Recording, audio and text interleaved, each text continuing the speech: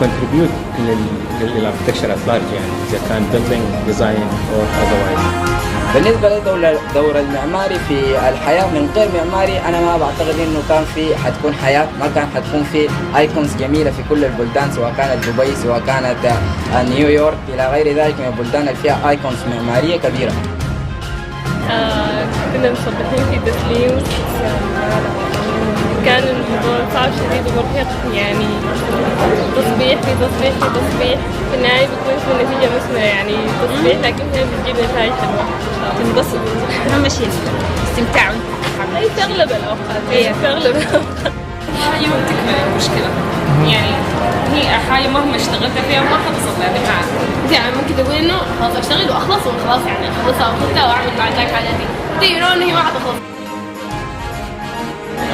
معمار لما انت سألني معمار بالنسبة لي شنو؟ زي ما قلت قبل كده انه دي اكبر حاجة حققتني في حياتي الكبيرة والمهمة حققتني في حياتي، لانه في معمار لقيت طريقة انه انا اعبر عن الرواية، لقيت طريقة انه انا اوصل مفاهيمي والحياة اللي ترسخت جواي بمجهود، سواء كان بتاع الشغل سواء كان بتاع موديل ميكينج سواء كان بأي طريقة، انه انا اقدر اظهر الحاجة دي. انه بالنسبة لي انا بعتقد انه المعمار اسلوب حياة.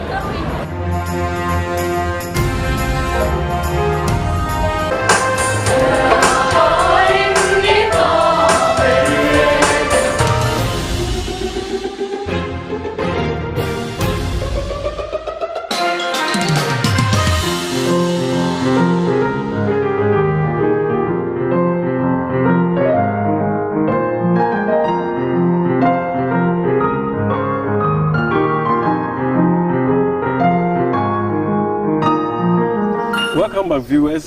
This is AAU Impact Stories, and you are following us on AAU_67, and that is AAU Twitter handle, and Association of African Universities on Facebook and on YouTube. Also, you are following us on AAU TV. Today, we have a special guest, an icon in food science and technology who has specialized in cereals, and he is Professor Abdulmonim Ibrahim Mustafa. Professor, just before the break, you were talking about your schooling days at the University of Khartoum, where you graduated in agriculture. Then you went to the Food Science Center. Yes. To work. Yes. Okay. How long did you work at the Food Science Center? Well, I went only for 9 months to go for a scholarship. You had a scholarship? Yes, from the FAO. Oh, okay. So the Food Science Center was a partnership that gave a scholarship to students or to workers? Yes. To workers? FAO gives scholarship. They gave you a scholarship? Yes. To do what, sir? To make a master's degree in green science. So you went to do a master's degree in green science? Yes, and they found me acceptance from Kansas State University and from Winnipeg in Canada. So you have two universities, Kansas State University and then Winnipeg and in Winnipeg, Canada. But I preferred Kansas because it is the best university in green science. Oh, okay. Actually, it was the only university that offers BSc, MSc and PhD in green science in the world. In the world, yes. Then? So I preferred it. Okay. And second thing, because the weather in Canada is very cold. In America it's cold, but it changes.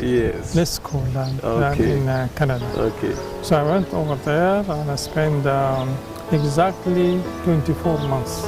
For the masters? Scholarship for 24 months, and I spent 24 months for the master's degree. And I went in January. Okay. Very cold.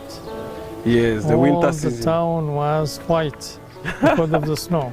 Yes. And that was the first time for me to see the snow, actually, and to walk on it. And to walk on the snow. To walk on it. So how did you feel? Well, I felt very excited. Excited at first, but secondly, I can imagine it. It was very cold, very cold at that time. Okay. But I found I came late about a week to the school. I found no place to live in at first.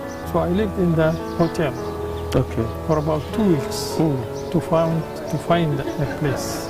Then I found a basement. Somebody's basement to stay in. Downstairs. People go up and I go then down. You are down.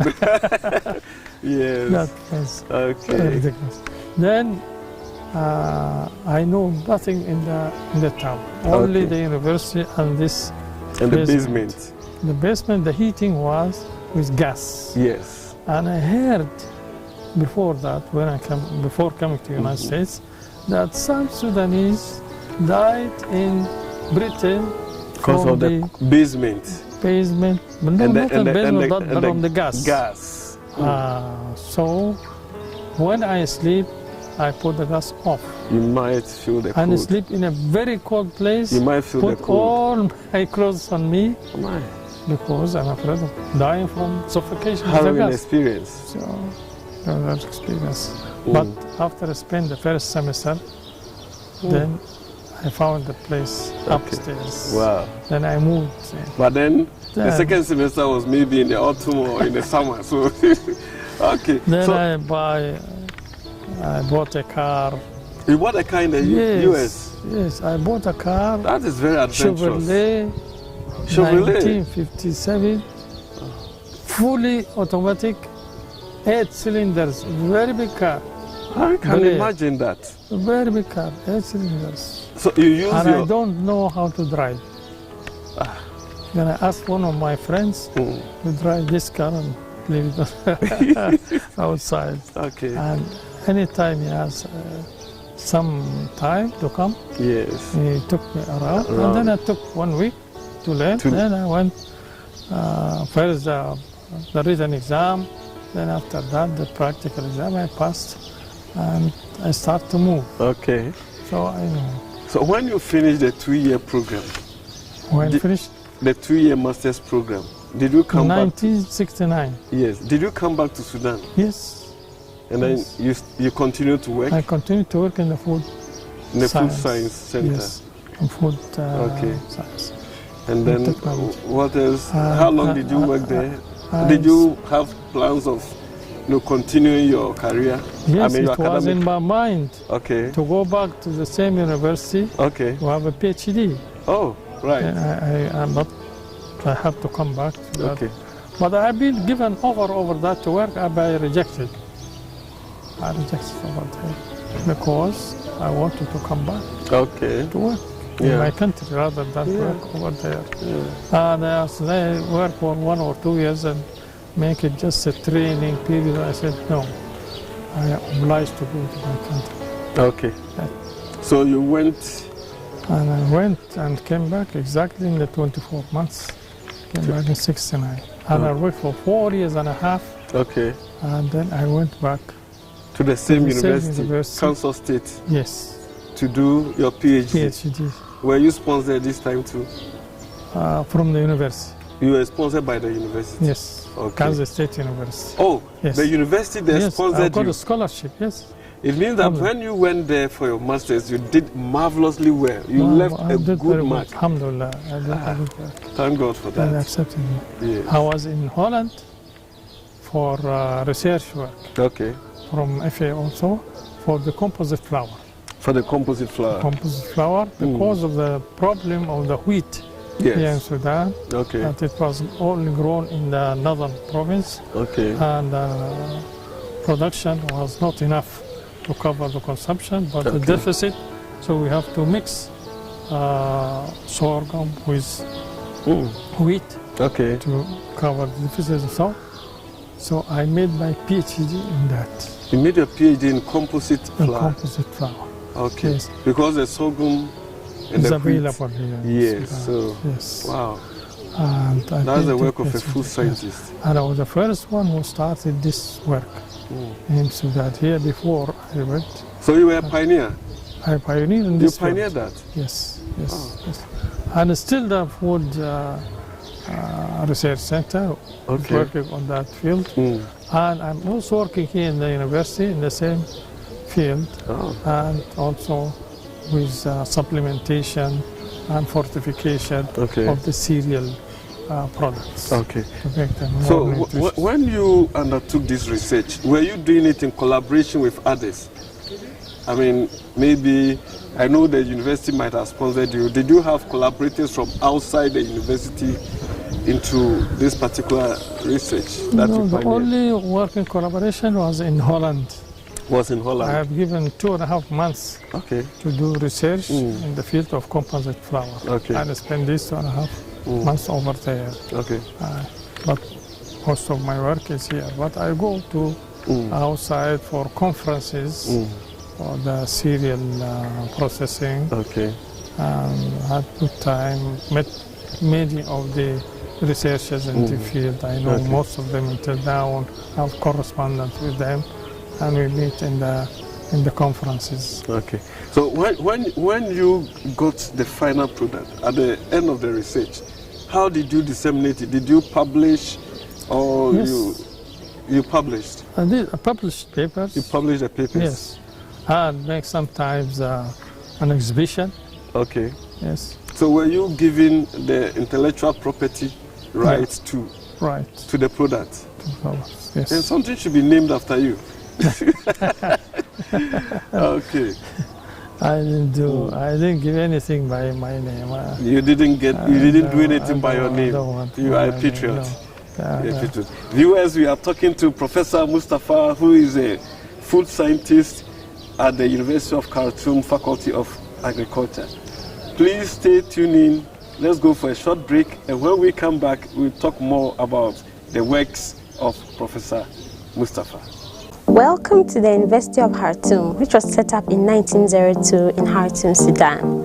The university has a lot of antique buildings, and among them is the University of Khartoum Library, which is one of the oldest buildings of the university. It was set up in the early 20th century. The library has benefited from some donations, and these include the Turkish and the Japanese corners. The Turkish corner was refurbished by the Turkish Cooperation Agency, and the Japanese corner was also refurbished by the Japanese International Cooperation Agency. The main entrance of the library has two big halls, the Western Hall and the Eastern Hall.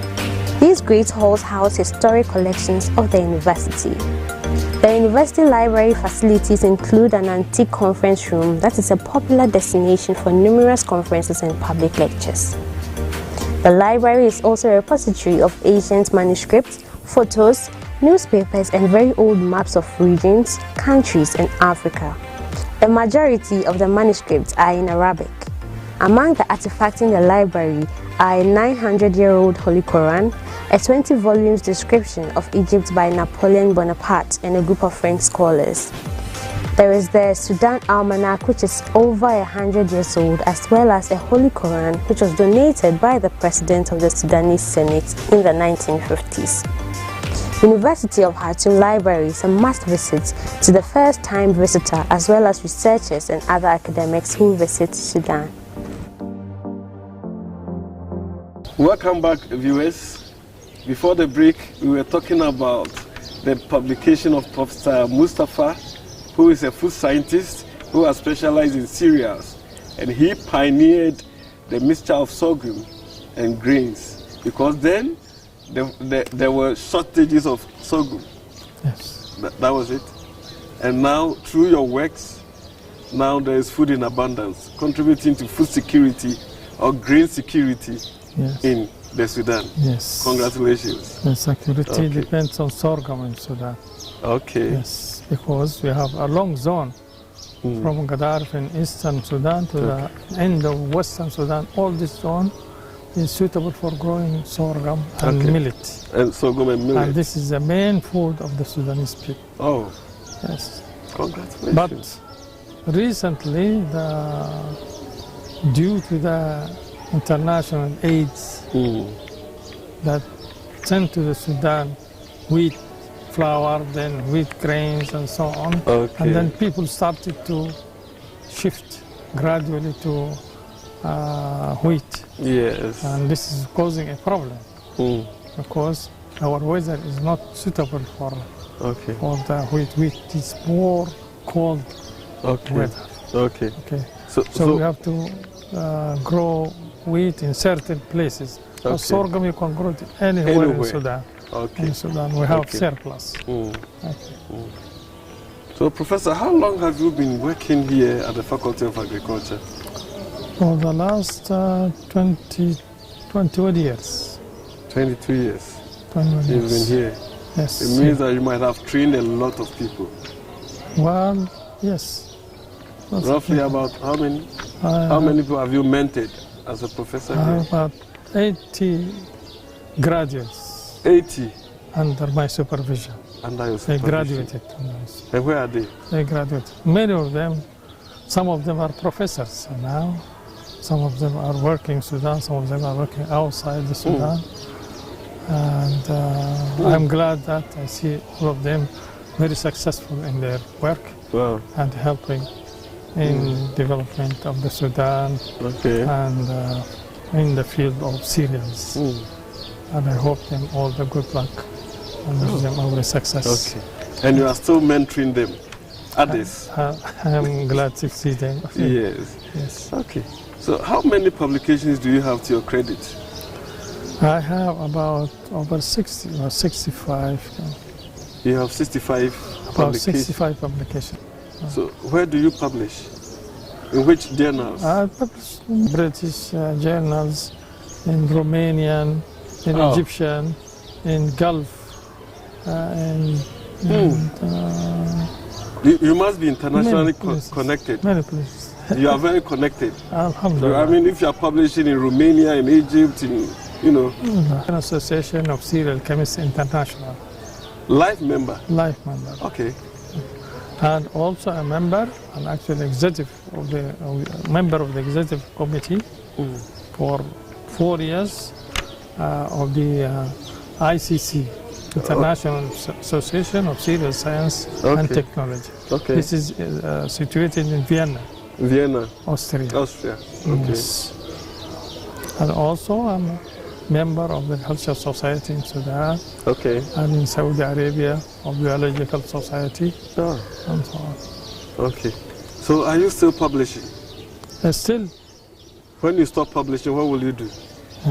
I can't stop publishing. You can't stop publishing? It's my life. It's your life? Yes.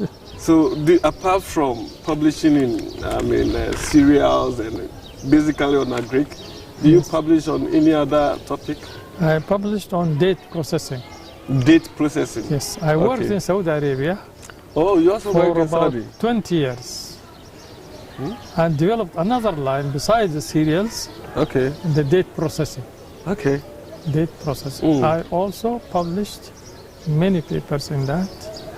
I was a coordinator of 2 conferences of date processing. On dates. On dates in yes, general. On dates and processing and growing and so on. Okay. All about dates. And I started the date research in Saudi Arabia. You started the date research in Saudi Arabia? Yes, date processing research in Saudi Arabia. You are a pioneer in many fields. Alhamdulillah.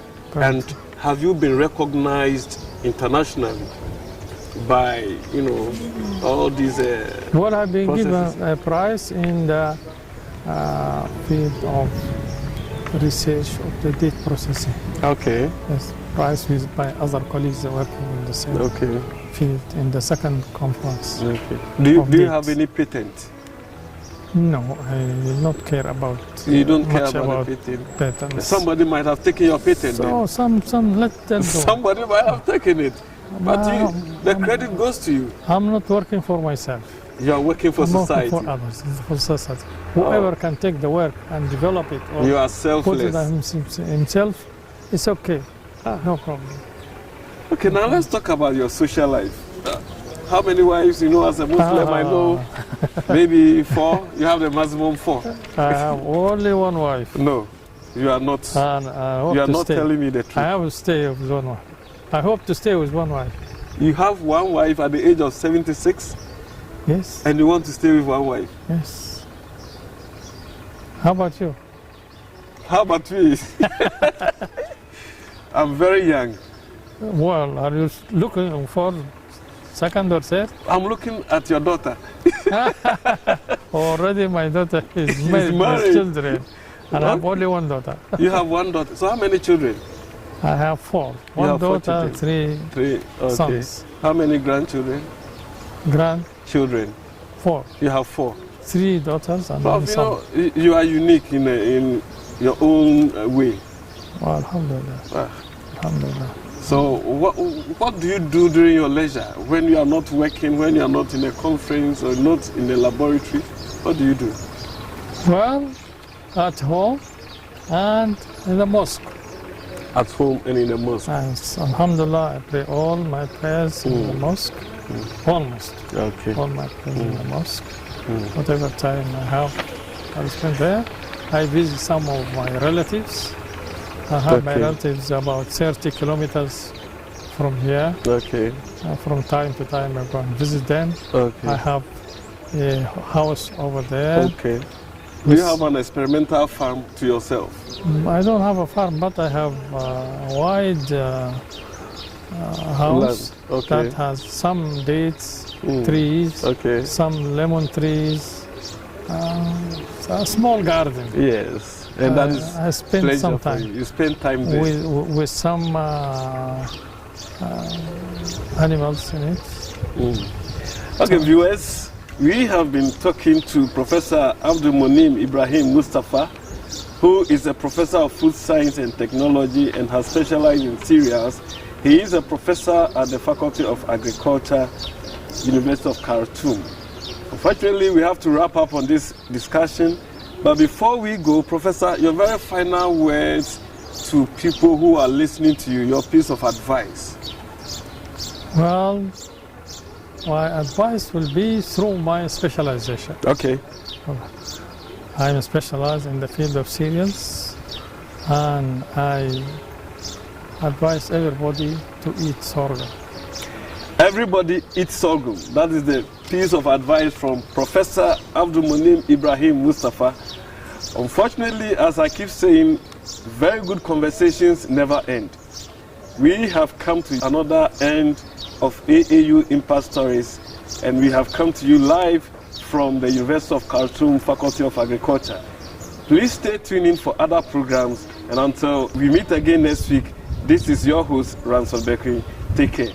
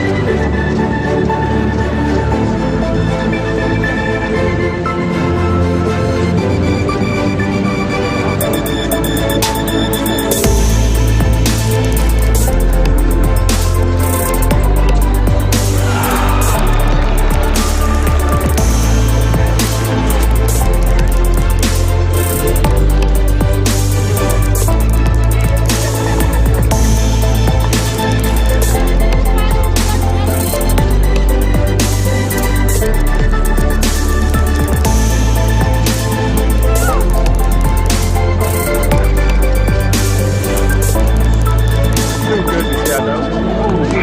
Yeah. We made that. I had a number of so we had the camera. Remember, you need to buy it. So we go to the Kikuan Bank.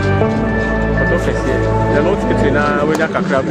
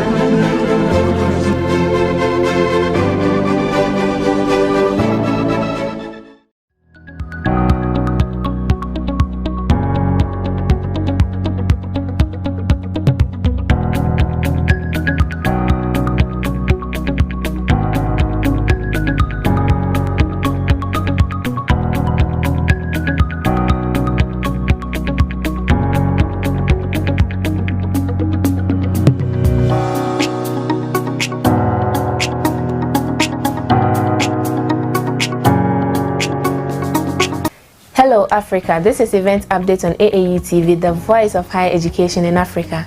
Event Update brings you information about upcoming higher education events happening in Africa, and it is brought to you by the Association of African Universities. I am Isabella Tutahinakwa. Je m'appelle Alexandra Mpaba-Johnson. Accra Institute of Technology is a top-notch private university in Ghana. The university offers world-class bachelor's, master's, and PhD degree programs. IT and management is one of the good courses I think we should offer these days, because I realized that on my years of experience on the IT field, I realized that IT guys find it very difficult to cope with the management aspect. And AIT is giving us the opportunity to do IT and management. We dive into what programming.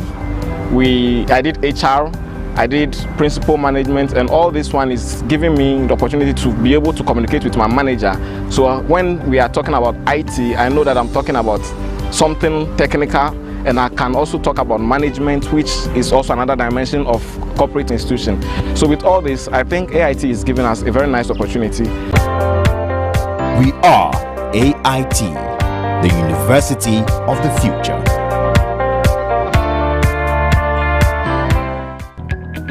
The Association of African Universities, AAU, is calling for academics to enroll for its maiden faculty online modular training formed from June to August 2020.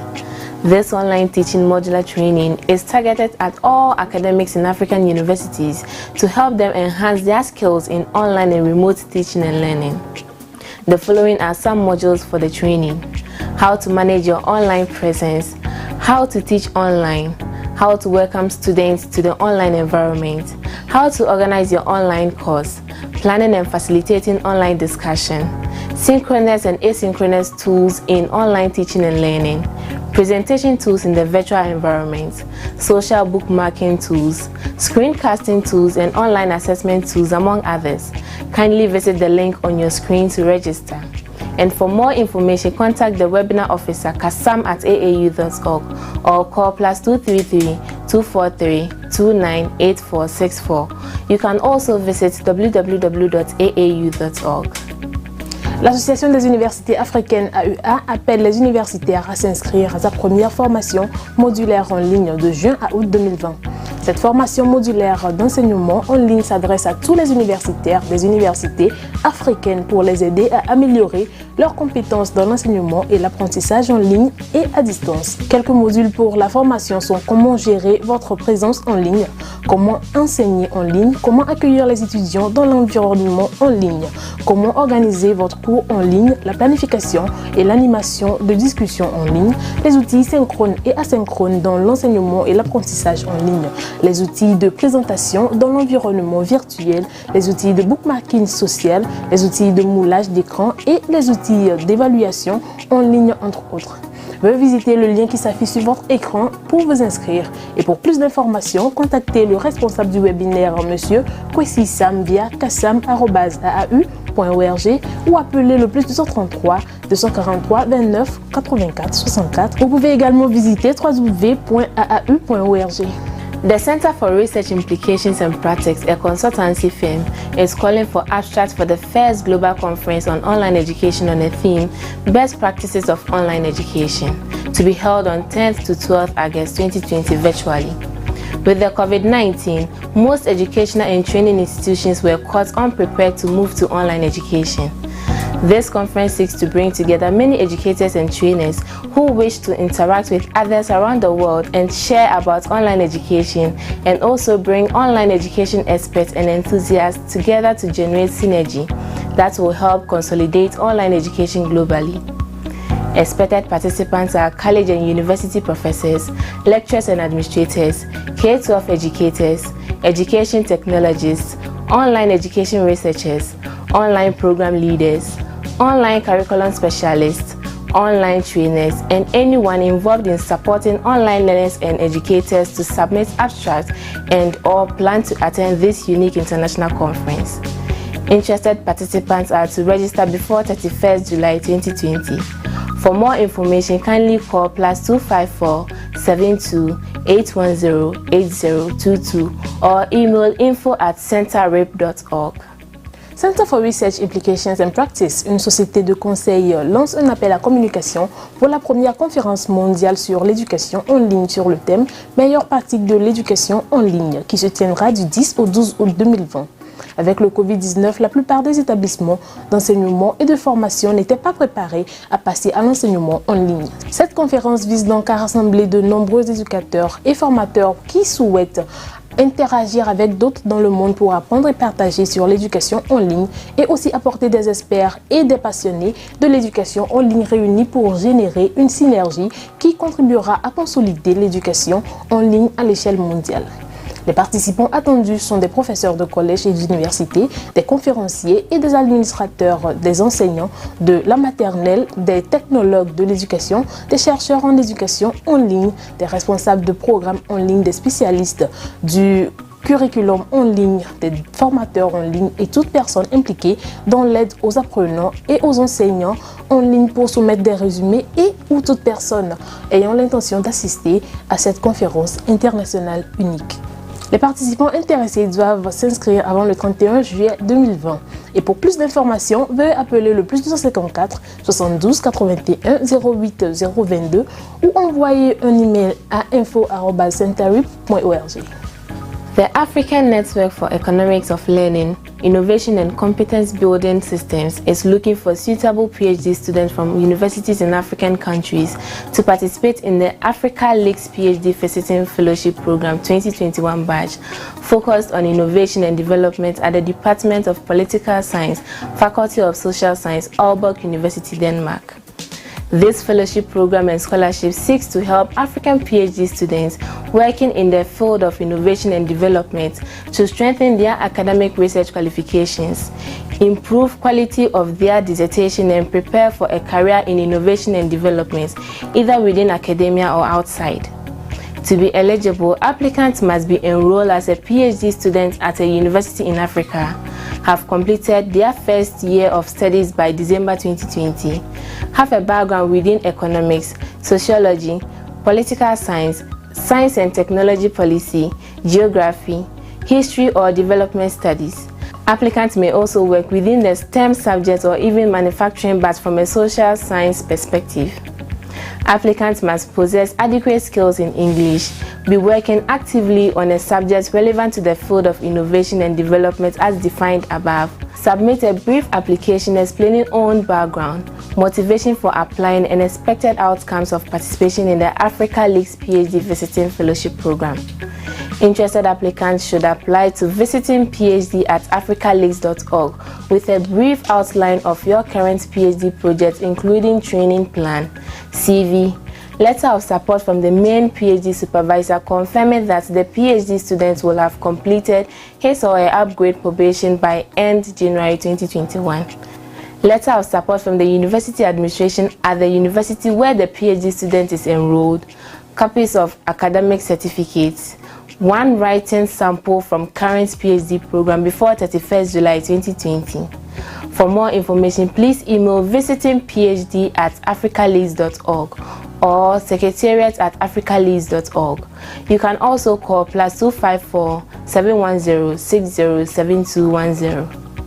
Le réseau africain pour l'économie de l'apprentissage, de l'innovation et des systèmes de renforcement des compétences recherche des doctorants appropriés des universités des pays africains pour participer. Ce programme de bourse vise à aider les doctorants africains travaillant dans le domaine de l'innovation et du développement à renforcer leur qualification académique de recherche, améliorer la qualité de leur mémoire et préparer une carrière en innovation et développement au sein du monde universitaire ou à l'extérieur. Pour être éligible, le candidat doit être inscrit en tant que doctorant dans une université en Afrique, avoir terminé sa première année d'études d'ici décembre 2020, avoir une formation en économie, sociologie, sciences politiques, politique scientifique et technologique, géographie, histoire ou études du développement.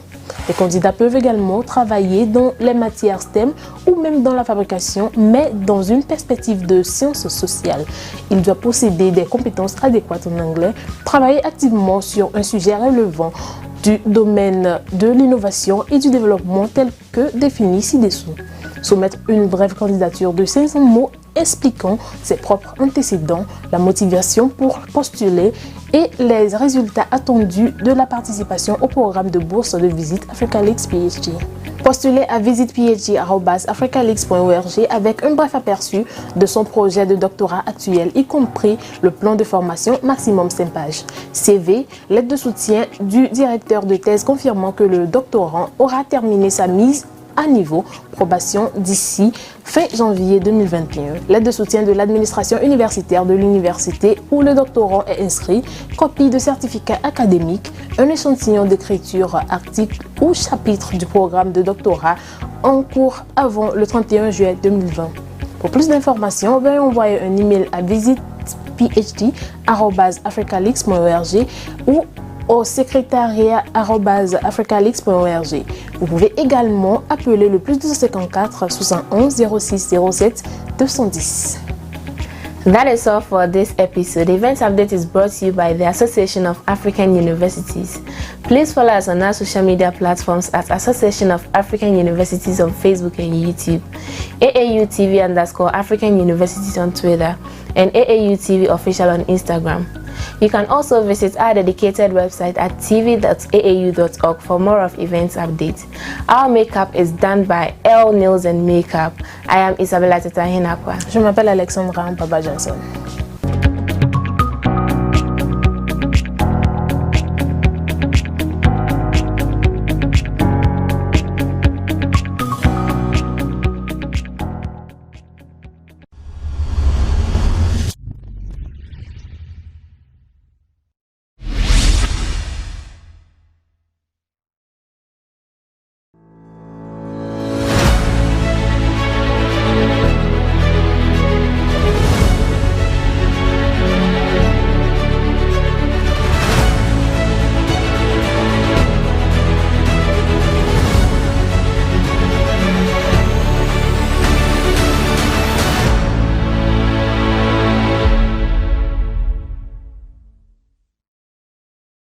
Good day, Africa, and welcome to AAU Talks here on AAU TV.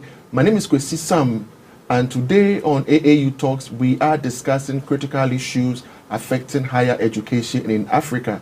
You can join us in the studio via our social media platforms, Association of African Universities on Facebook, and AAU_67 via Twitter. We'll go for a short break, and when we return, I will introduce my guest. Stay tuned.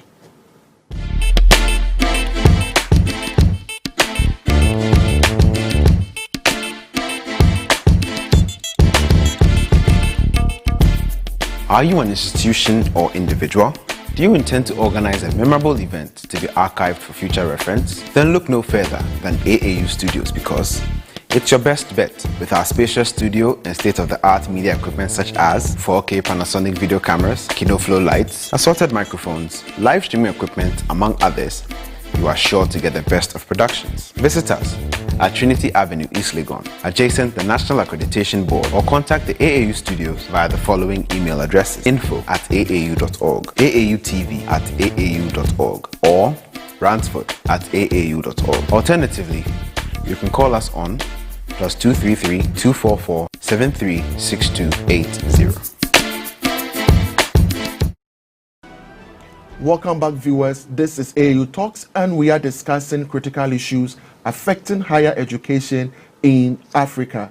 And we are privileged to have two professors in the studio, and they are going to discuss the issues affecting higher education. We will look at the Southern African region, we will look at the Eastern Africa, and the other regions of Africa.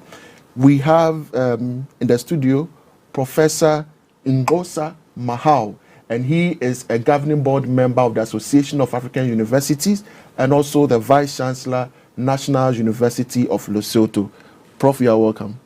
Such a pleasure, Kwesi, to be here in the headquarters of the Association of African Universities. Thank you very much. And I hope you are enjoying Ghana, right? Certainly I am. Great. The second guest to be introduced is Professor Hassan Mohammed Kafiz, and he is also a governing board member of the Association of African Universities, specifically for the Eastern African region, and he is also the president of Plasma University in Somalia. Prof, you are welcome to AAU Talks. Thanks. It's a pleasure to be with you. How are you? Yeah, very fine. Great. And I hope both of you have enjoyed Ghana the past few days. We have enjoyed the last 3 days of being here. Great. It's always a pleasure coming to Agra. Okay, that's beautiful. Today on AAU Talks, we are discussing critical issues affecting higher education on the continent, most especially when we have unemployment everywhere in the southern, eastern, western, central Africa, and a lot of stakeholders are bashing the higher education institutions that we are producing graduates who are not fit for the job market. What is your take on unemployment issues in Africa? Kwesi, the challenge is huge. Okay. But I always want to say, as a social scientist, okay, let us put our thumb where the problem lies. We live in the age of what is called the fourth industrial revolution, which is very different from the earlier epochs that we have lived. The global economy, by definition, is not generating jobs. Sure. So that is where the problem is. Far too often you'll be told that it is the education system that is not producing people that are fit for the job market. As if there are jobs waiting there for people to can apply for them and just take.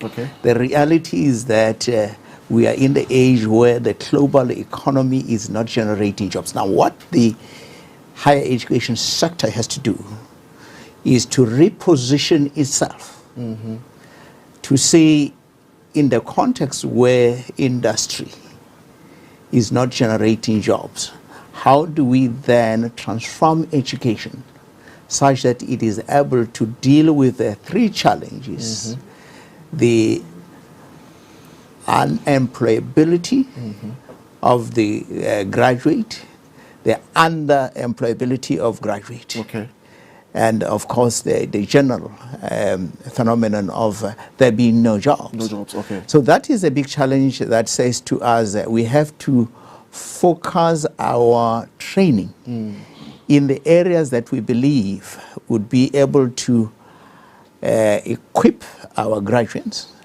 with the capacity to create jobs themselves and also to employ others. It is always a very big challenge. Prof, you know, when you speak to industry players, industry players will tell you the jobs are available, but the graduates who are coming out are not trained to fit into the job market. Professor Kafi, is it the same in Somalia specifically? Yeah. Do you have industries in Somalia complaining that the students who come out of your universities are not fit for the job market? As Professor said, there is a big dilemma in between the discussion. The argument is that other jobs waiting, enough jobs, because technology is overtaking almost a human position. Yes. And all we are producing is a human trained, which we wanted to fit the job market. So we are all facing in Africa mostly, or in other world, any part of the world, that jobs are being reduced. There are less space jobs, number one. Number two, universities have rethink it and just going to do the curriculum changes, and they have done a lot because we are now trying to produce job creators, not job seekers. And the other way. So universities are bringing and just encouraging graduates to be those who are creating jobs for others, not those who are looking to occupy spaces in job places. So the argument is on the desk that we are living a world which technology is taking almost the work of 3 or 4 or 5 people in one place. So what will the phenomena be the next generation who is coming, or the graduates who are coming now? What are the space remaining for them? How are we going to give them space? And that discussion should be participated by the industry and the academics. Thank you very much. I think he brings in a factor that is much relevant. We trying to produce job creators and not job seekers. Are universities ready, or are we in the position to do so? My sense is that universities are adjusting. Okay, gradually. And this is going to be over time. But by and large, recognition has emerged that the primary focus of the global system of education, but more so in the context of Africa, should be to train and produce more and more graduates in the so-called STEMs area: science, engineering, technology, mathematics and science. Because these are people that, as my colleague Professor Kathy says, these are people who are going to be ahead of the technological developments.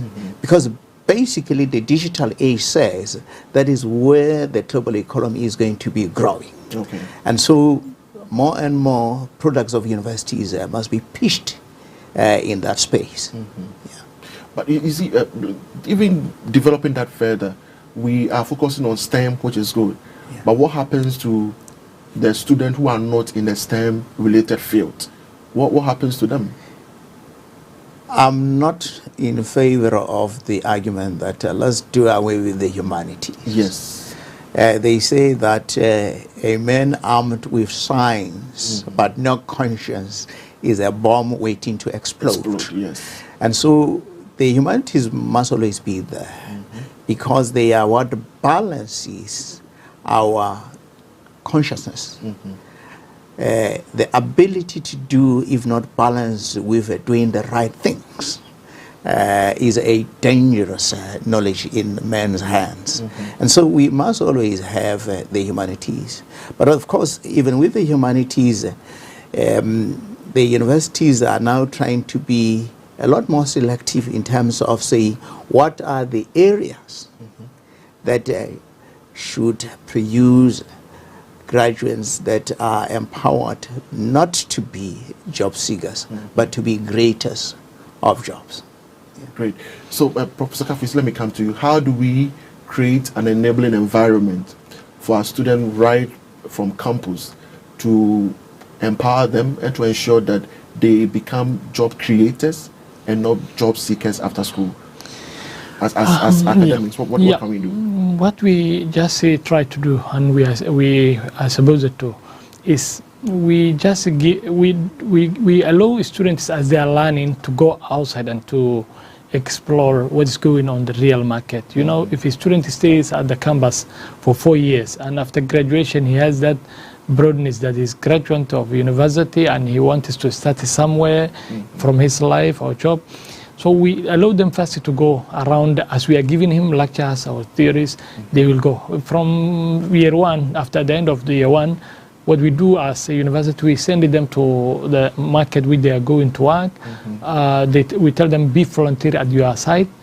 Then as a student goes to close for graduation, he will know exactly where to position himself at the market.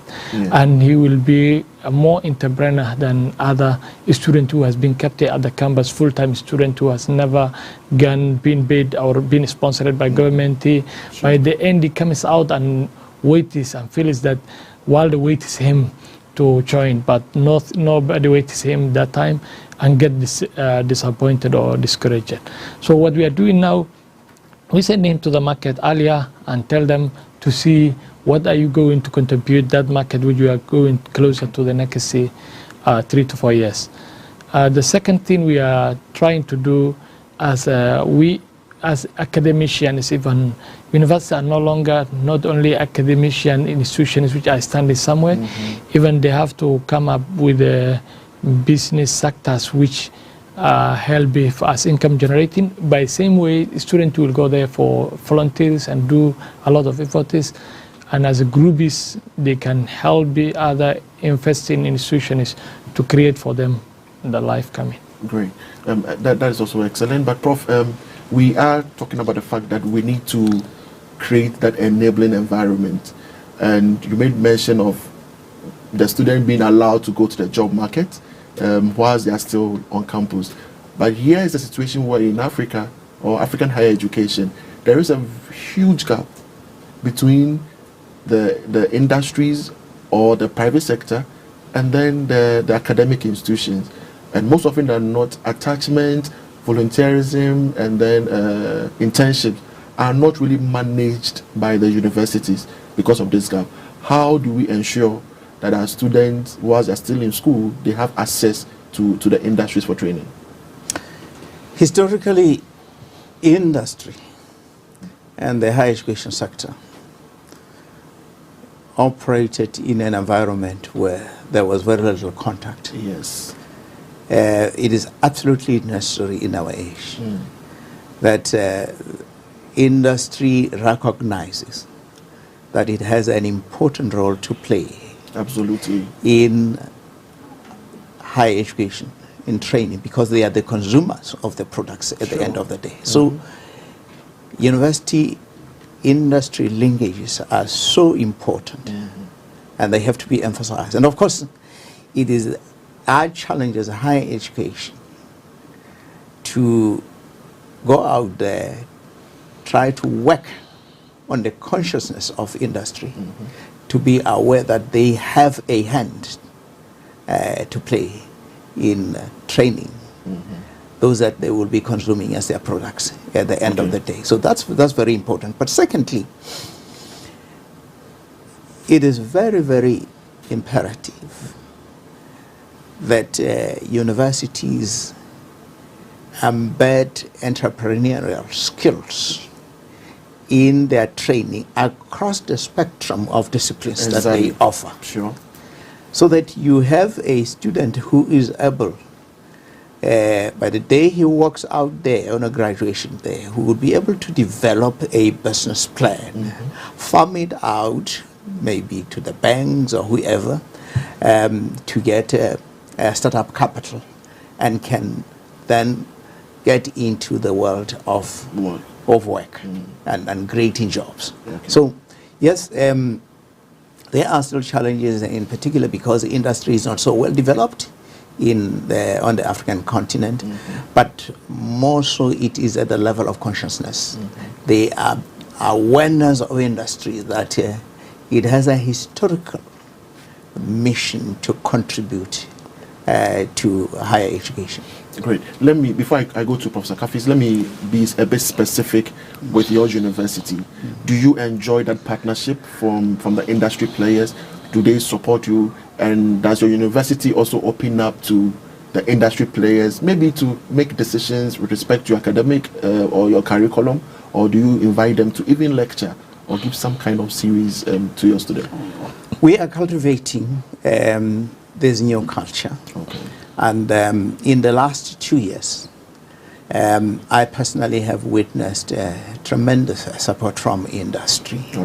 I'll tell you that we have moved into the area of innovation, where a number of products that have been incubated in our laboratories are now ready for commercialization. And we have had a lot of industry support in the development of the products. We are now at a stage where we are saying we want to move to the next level, which is establishing what we call the industrial park.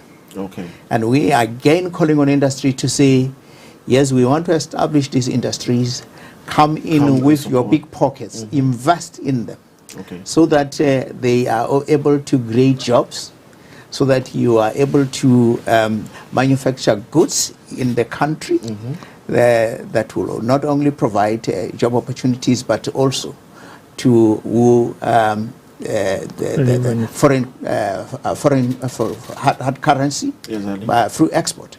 So yes, there is a shift, discernible shift, and it affirms the general trend in the world.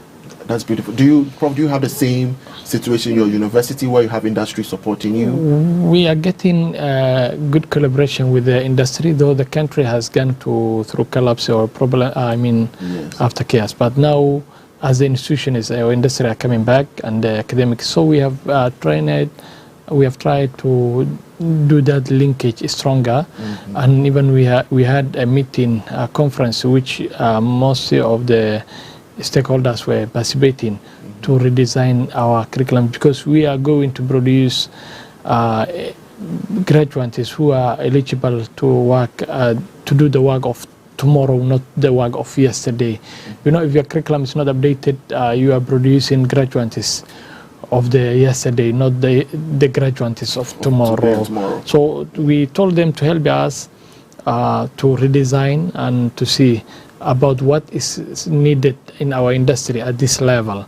And you know, the curriculum must be the context of the curriculum must be relevant to the stage of life of the nation. So that is what we are now doing, and the good thing, we have succeeded to send the students to do internship inside some industries, though we know it is not the way it should be, because things are now coming back and we are trying all the sides. Okay. Prof, let's go to another area which is becoming a bane to African higher education, and that is academic brain drain, where we have the finest brains and then the brilliant Africans migrating to the other continent. You know, the developed world brings in scholarships, brings in grants, and then we find the best brains who can develop our continent running away. How do we tackle such an issue? Because in the near future, we would have the best brains that can develop our continent out. What do we do as academics? Historically, from around the 80s, we got the wrong advice as developing countries that higher education is not a priority. And so governments were not investing, disinvested in higher education. And that's the time when the African university lost some of their best brains, because they all flowed to the developed north. And over the period, you can see the huge gap that has developed between not just the university in the south and the university in the north, but also the economies of the two global sub-regions. Of course, this point has been recognized at the political level by the African Union.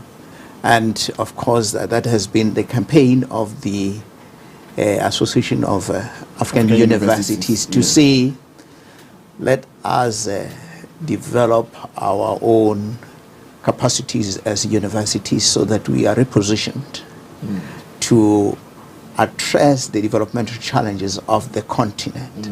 So this is a major shift. But the resources, research resources, for example, the working conditions in the African university, it's not like still leave a lot to be desired. The result is that those who have the best research opportunities and working conditions still lie in the north, the global north. So the African university still faces a major challenge. But that is where the AAU comes in to say, let us help build each other's capacities so that we have a good standard of education on the African continent. We are able to develop our own researchers that will bear on the development of the African continent. Okay. Yeah. All right. Prof, let me take your view on that. Okay. As my colleague said, almost he has touched all the areas, but including we need to create that feeling that this is our continent and no longer you stay a developed part of the world. Where you are going to be back is your home, I mean the continent. So I first put a strong intention that our graduates or our academicians should have that feeling of what kind of contribution they are going to give. And as a political wise, each government, I hope, can come up with that strategy, this or something which can maintain those who are talented people in the nation who are now just traveling and had to be back again to home.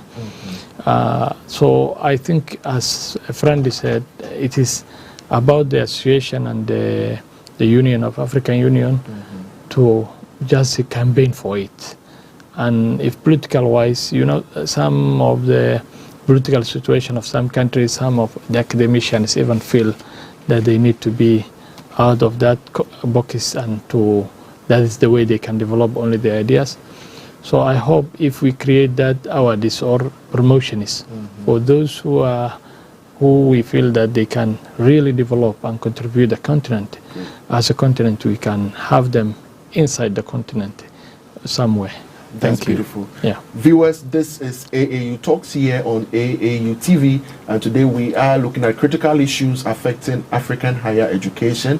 We have Professor Hafiz and Professor Mahao in the studio. We'll go for a short break, and when we return, we'll look at other factors as well. Stay tuned.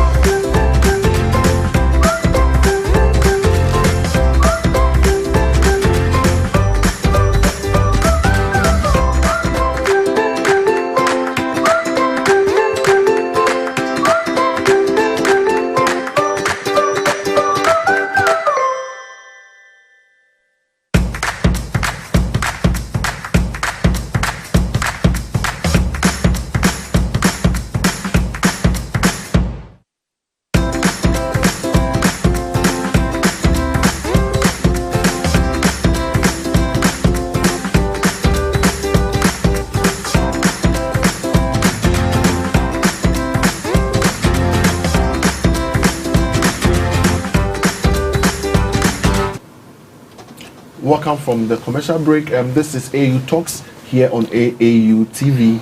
We still have our professors in the studio, and we are discussing critical issues affecting African higher education. Now, let me get to you, Prof. Issues concerning research. The normal parlance in African higher education has been publish or perish as academics. So we have a lot of academics publishing a lot, and it's amazing that even with the number of journals and publications we are making, Africa contributes almost about 2% to the global knowledge. Every university is set up for 3 reasons: to train or to teach, to engage in research, and also community service. Is the idea of publish or perish affecting us as higher education? And how is it affecting that? Are we benefiting from it? And how are we benefiting from this syndrome? Research is a big challenge for the African university. First and foremost, how much of our GDP do we commit to research? Yeah. You will notice that African countries, by and large, commit a minuscule. In the part of the world where I come from, Southern Africa, I think it is South Africa that commits a lot more into research. Possibly Botswana coming close to that. Yeah. But by and large, the consciousness has not arisen in the African government that you have to put resources that enable research to be leveraged by your scholars. Now, we need to acknowledge this one fact. When we talk about research, we're talking about knowledge production. Yes. And there is just no way in which Africa will develop without its own scholars being able to do research and customize the outputs of their own research, exactly, to the needs of their societies. Earlier on, I spoke about what our scientists are doing in the laboratories, researching and coming out with tangible goods, articles that are convertible into commercial goods. That is the basis of industrialization. Exactly. The reason why 50, 60 years on in some countries, why Africa is an importer of goods and services is because we did not start where it ought to start, in the laboratory. We always believe that we can leverage commodities coming from elsewhere. Yes. And as we did so, we were actually growing economies that are external to us. So, and not our own. And not our own economies. Exactly. So it is so important for governments, for industry itself, for the university itself to understand that development starts with local research. Now, even before you continue, is it not for a fact that universities maybe are not conducting, let me use the word, cross-cutting or relevant research to the needs of the government and to the needs of the industries? That is why they are not supporting. For instance, if I'm a consumer and I want to buy a product, I will purchase a product that has value. I would invest in a product that has value. But if you are conducting research just for the purpose of the fact that you want to progress through the academic ladder, and it's not for commercial use, it is not tilted to the needs of the people, then the government won't see the need to invest, industry players won't see the need to invest. Well, there will always be space for basic research to advance the frontiers of knowledge. Yes. It's absolutely necessary to do. But we must largely invest in applied research. Sure. Because applied research responds to the day-to-day needs of society. Sure. And that is the frontier where there are huge possibilities of cooperation with industry. Industry can actually drive research by investing in what the needs of a particular industry are. So, yes, we need to navigate that tangent. The trouble is this. Over time, when there was this period of demoralization of the African academics were not doing research at all. Sure. So we have almost had to go back to the basics and say, if you are an academic, you must be a researcher. You have referred to the cliche, publish or perish. Exactly. Far too often we did not enforce that as universities. But I'm content with the fact that increasingly universities are saying, the day you sign your contract to be an academic, remember that it is not just for you to administer tuition, but you also have to do research. You have to do community service, because that is where you interact with the community. In any case, tune your community engagement in such a manner that it becomes the platform of your research. Exactly. Where you are enriching the knowledge in the classroom, in the libraries, but you are also enriching the communities with the values that you are generating from your research. Great. Professor Kafis, are we doing well with research commercialization and community service as African academics? Really, I can't say yes, but we are in some way starting, because the points Kilega has pointed out is that what we all need is let us be practical then to just write a book and produce a knowledge which we don't know who is going to read it. Yes. Again, the challenges we face somewhere in the countries, especially in our home, there is a gap between the community and the academicians, because we are teaching in English, and probably after we do the researches and we print out, there is less beneficiary for the public, because they don't understand the language. Yeah, the real language you are just publishing. So we have enforced it again. The students who are doing, or whoever academician who are doing, they have to translate. After finishing, they have to translate what they have again done and do other separate books. At least people read and see if they can say they can understand in the real meaning and the real life with the real comparing to the real life. Because you may have books, you may have publication to reach a point that you are knocking, but it is a problem that it is not being used at all. Okay. So we are as in Somalia, we are trying to bring the attention that this publication which has been already done must be at least used in the real life, and it has to change something about our space. Okay. All right. So thank you very much. With our final word, we want to look at the issues of funding. Funding is becoming a big issue in African higher education, and we are saying that education must be affordable, it must be accessible to everybody, but people are discriminated because of issues of finances, and governments all over Africa are now drawing their funds gradually from the universities. How do we keep up and then still ensure that as a university we are able to spearhead and then execute our mandate? Yes, it is a big challenge. The issue of funding higher education is a challenge, and I remember that higher education is a very capital-intensive enterprise that requires a lot of funds, and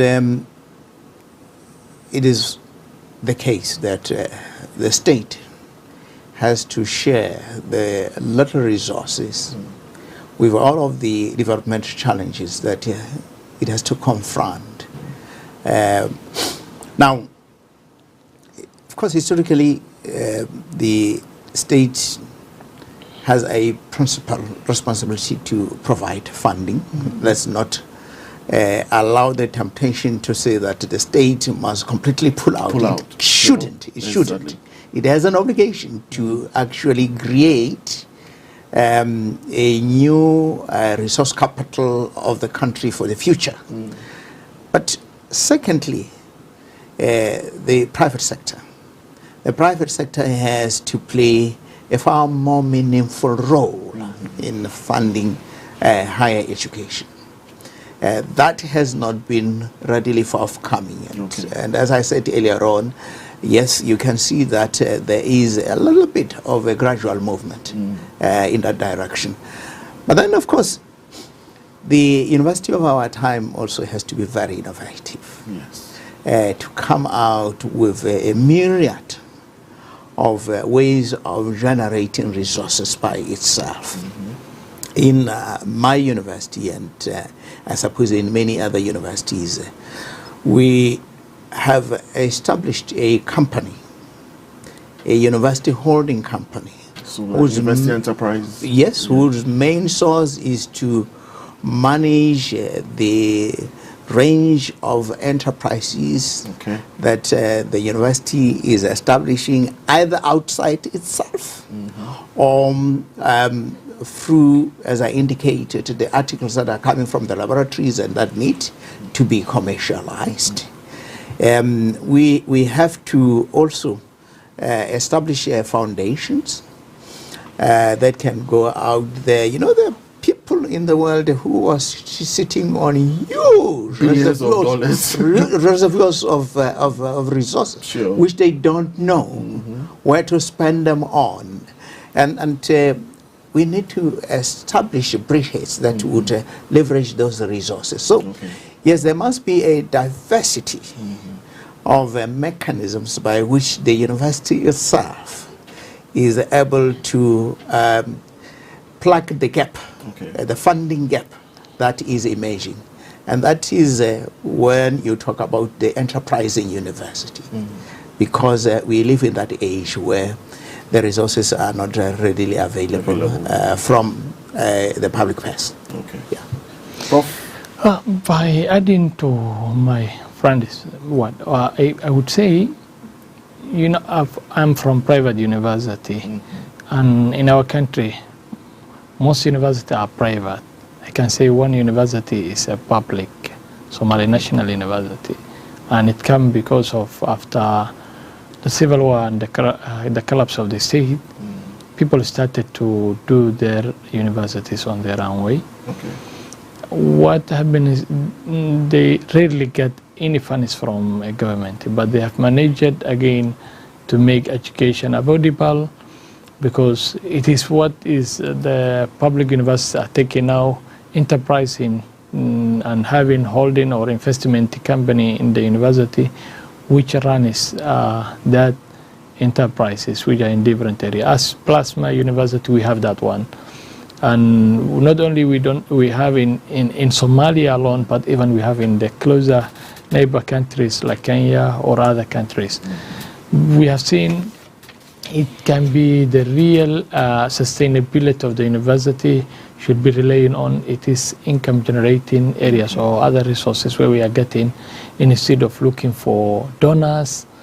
And you know, donors, and I don't know where the world is going now, but I'm feeling there is a fatigue for donors around the world, and the crisis of our world are increasing.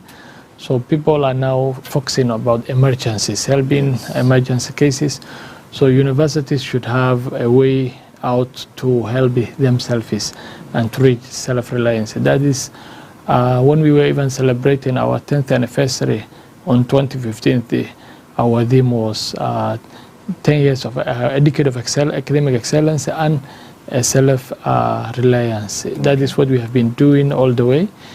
Building our campus, building whatever. We have never ever get any donor fund from any counter, but we are doing ours by inside that entrepreneurial skills we are using in the different areas. Thank you very much. Prof, in the next 50 years, where do you want to see African higher education? Wow, that's a mouthful one. Higher education on this continent just within is the motor of development. Mm-hmm. It's the motor of development. Okay. It has to be strengthened so that it is able to deliver on the goods. Okay. And it is only through higher education that the gap between the developed and the underdeveloped world will be closed. Think of the Northeast Asia countries, how they were at the same level of development on the eve of independence 60 years ago. And they have moved way ahead. And the driver was actually higher education. And so we need actually to catch up with them by strengthening the capacities of higher education. Thank you very much. Prof, in the next 50 years, what do you want to see? More broad, the word should be stronger enough, but we say what we need, we have a vision which we have written down in the starting. So we want it to be, the word is in the vision, to be, globally excellence academic centers which are producing graduates which can compete all over the world, whether it's north or east or south. We don't think Africa higher education after 50 years is still waiting to be named undeveloped or underdeveloping countries. We hope it should be, because world has changed, as my friend talks about, from before even 10 years most production of the world or the most market was west. Now it is east. So we hope it will be south, which we mean Africa should be the leading position as Asia is now. Thank you.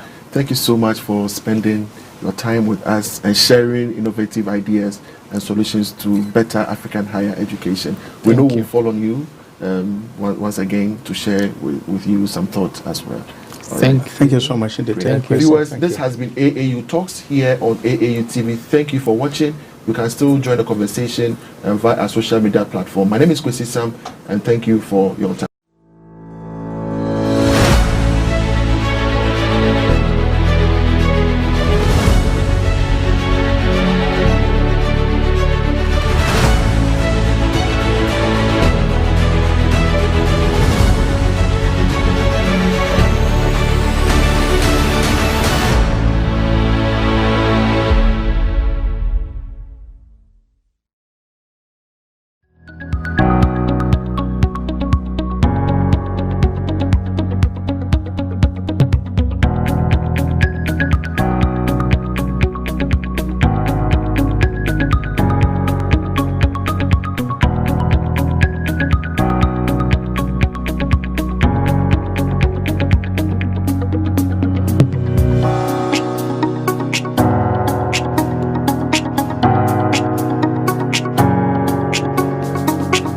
Hello Africa, this is Event Update on AAU TV, the voice of higher education in Africa.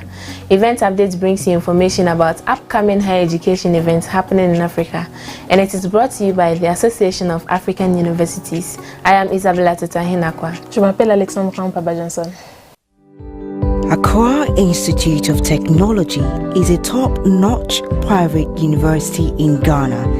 The university offers world-class bachelor's, master's, and PhD degree programs. IT and management is one of the good courses I think we should offer these days, because I realized that on my years of experience on the IT field, I realized that IT guys find it very difficult to cope with the management aspect. And AIT is giving us the opportunity to do IT and management. We dive into what? Programming. I did HR, I did principal management, and all this one is giving me the opportunity to be able to communicate with my manager.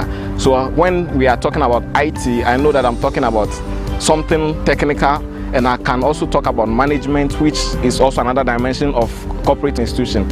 So with all this, I think AIT is giving us a very nice opportunity. We are AIT, the University of the Future.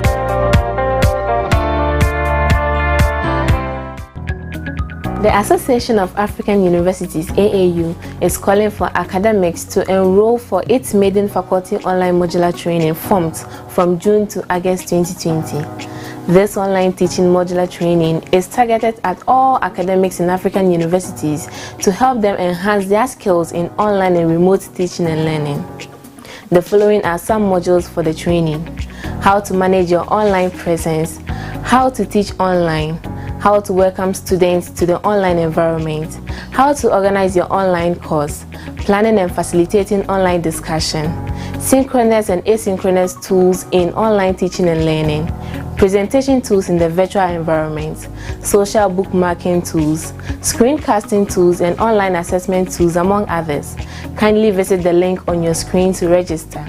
And for more information, contact the webinar officer kasam@aau.org or call +233 243 298464.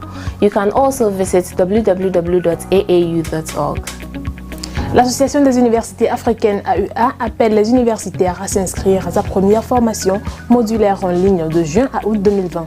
Cette formation modulaire d'enseignement en ligne s'adresse à tous les universitaires des universités africaines pour les aider à améliorer leurs compétences dans l'enseignement et l'apprentissage en ligne et à distance. Quelques modules pour la formation sont comment gérer votre présence en ligne, comment enseigner en ligne, comment accueillir les étudiants dans l'environnement en ligne, comment organiser votre cours en ligne, la planification et l'animation de discussions en ligne, les outils synchrones et asynchrones dans l'enseignement et l'apprentissage en ligne, les outils de présentation dans l'environnement virtuel, les outils de bookmarking social, les outils de moulage d'écran et les outils d'évaluation en ligne, entre autres. pouvez visiter le lien qui s'affiche sur votre écran pour vous inscrire. Et pour plus d'informations, contactez le responsable du webinaire, M. Kwesi Sam, via kassam@aau.org ou appelez le plus 233 243 29 84 64. Vous pouvez également visiter www.aau.org. The Center for Research Implications and Practice, a consultancy firm, is calling for abstracts for the first global conference on online education on the theme Best Practices of Online Education, to be held on 10th to 12th August 2020 virtually. With the COVID-19, most educational and training institutions were caught unprepared to move to online education. This conference seeks to bring together many educators and trainers who wish to interact with others around the world and share about online education, and also bring online education experts and enthusiasts together to generate synergy that will help consolidate online education globally.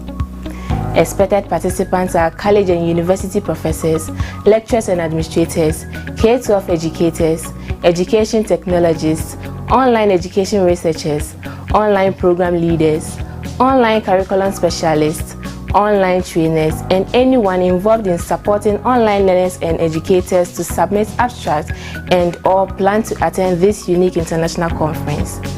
Interested participants are to register before 31st July 2020. For more information, kindly call +254 72 810 8022 or email info@centerrep.org. Center for Research Implications and Practice, une société de conseil, lance un appel à communication pour la première conférence mondiale sur l'éducation en ligne sur le thème Meilleures pratiques de l'éducation en ligne, qui se tiendra du 10 au 12 août 2020.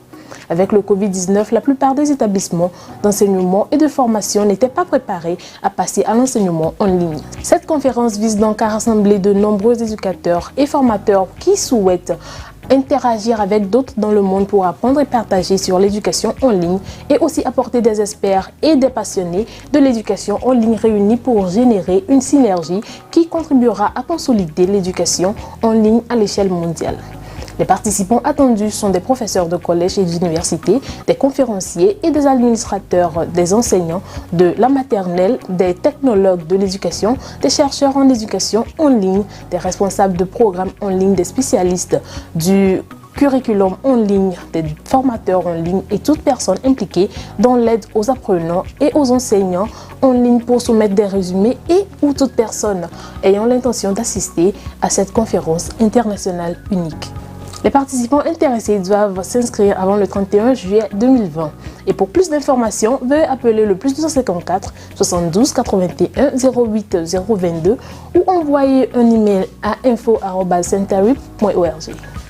The African Network for Economics of Learning, Innovation and Competence Building Systems is looking for suitable PhD students from universities in African countries to participate in the Africa Leaks PhD Visiting Fellowship Program 2021 batch, focused on innovation and development at the Department of Political Science, Faculty of Social Science, Aalborg University, Denmark.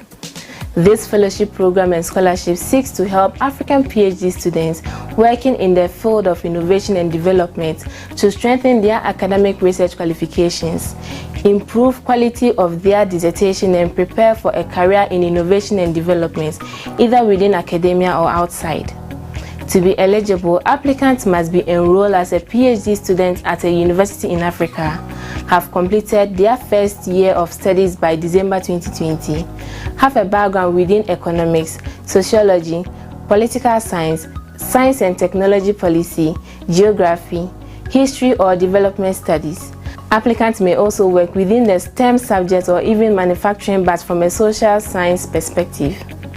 Applicants must possess adequate skills in English, be working actively on a subject relevant to the field of innovation and development as defined above, submit a brief application explaining own background, motivation for applying, and expected outcomes of participation in the Africa Leaks PhD Visiting Fellowship Program.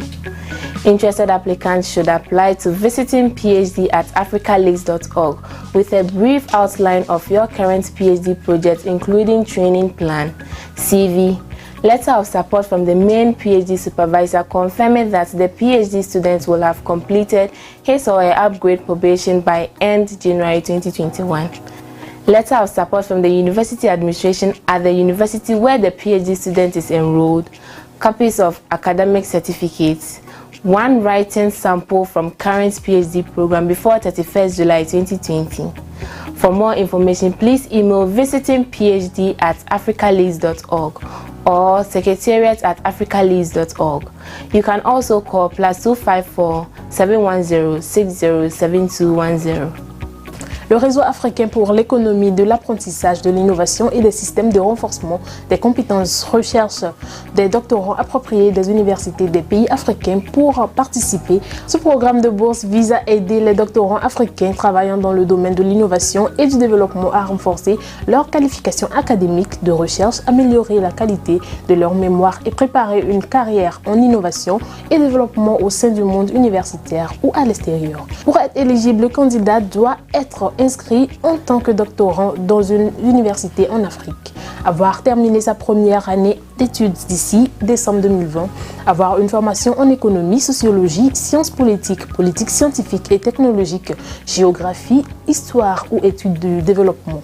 Les candidats peuvent également travailler dans les matières STEM ou même dans la fabrication, mais dans une perspective de sciences sociales. Il doit posséder des compétences adéquates en anglais, travailler activement sur un sujet relevant du domaine de l'innovation et du développement tel que défini ci-dessous. Soumettre une brève candidature de 500 mots expliquant ses propres antécédents, la motivation pour postuler et les résultats attendus de la participation au programme de bourse de visite AfricaLeaks PhD. Postulez à visitephd@africaleaks.org avec un bref aperçu de son projet de doctorat actuel, y compris le plan de formation maximum 5 pages, CV, lettre de soutien du directeur de Johnson.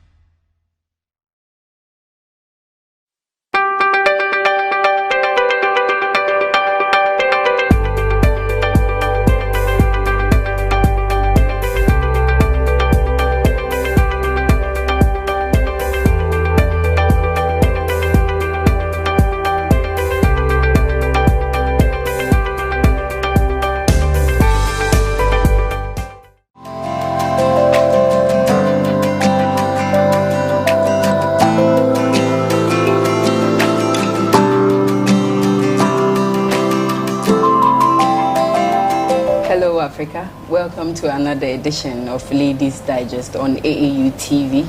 And I'm filling in for your regular host, Joan, who is celebrating International Women's Day in Kenya.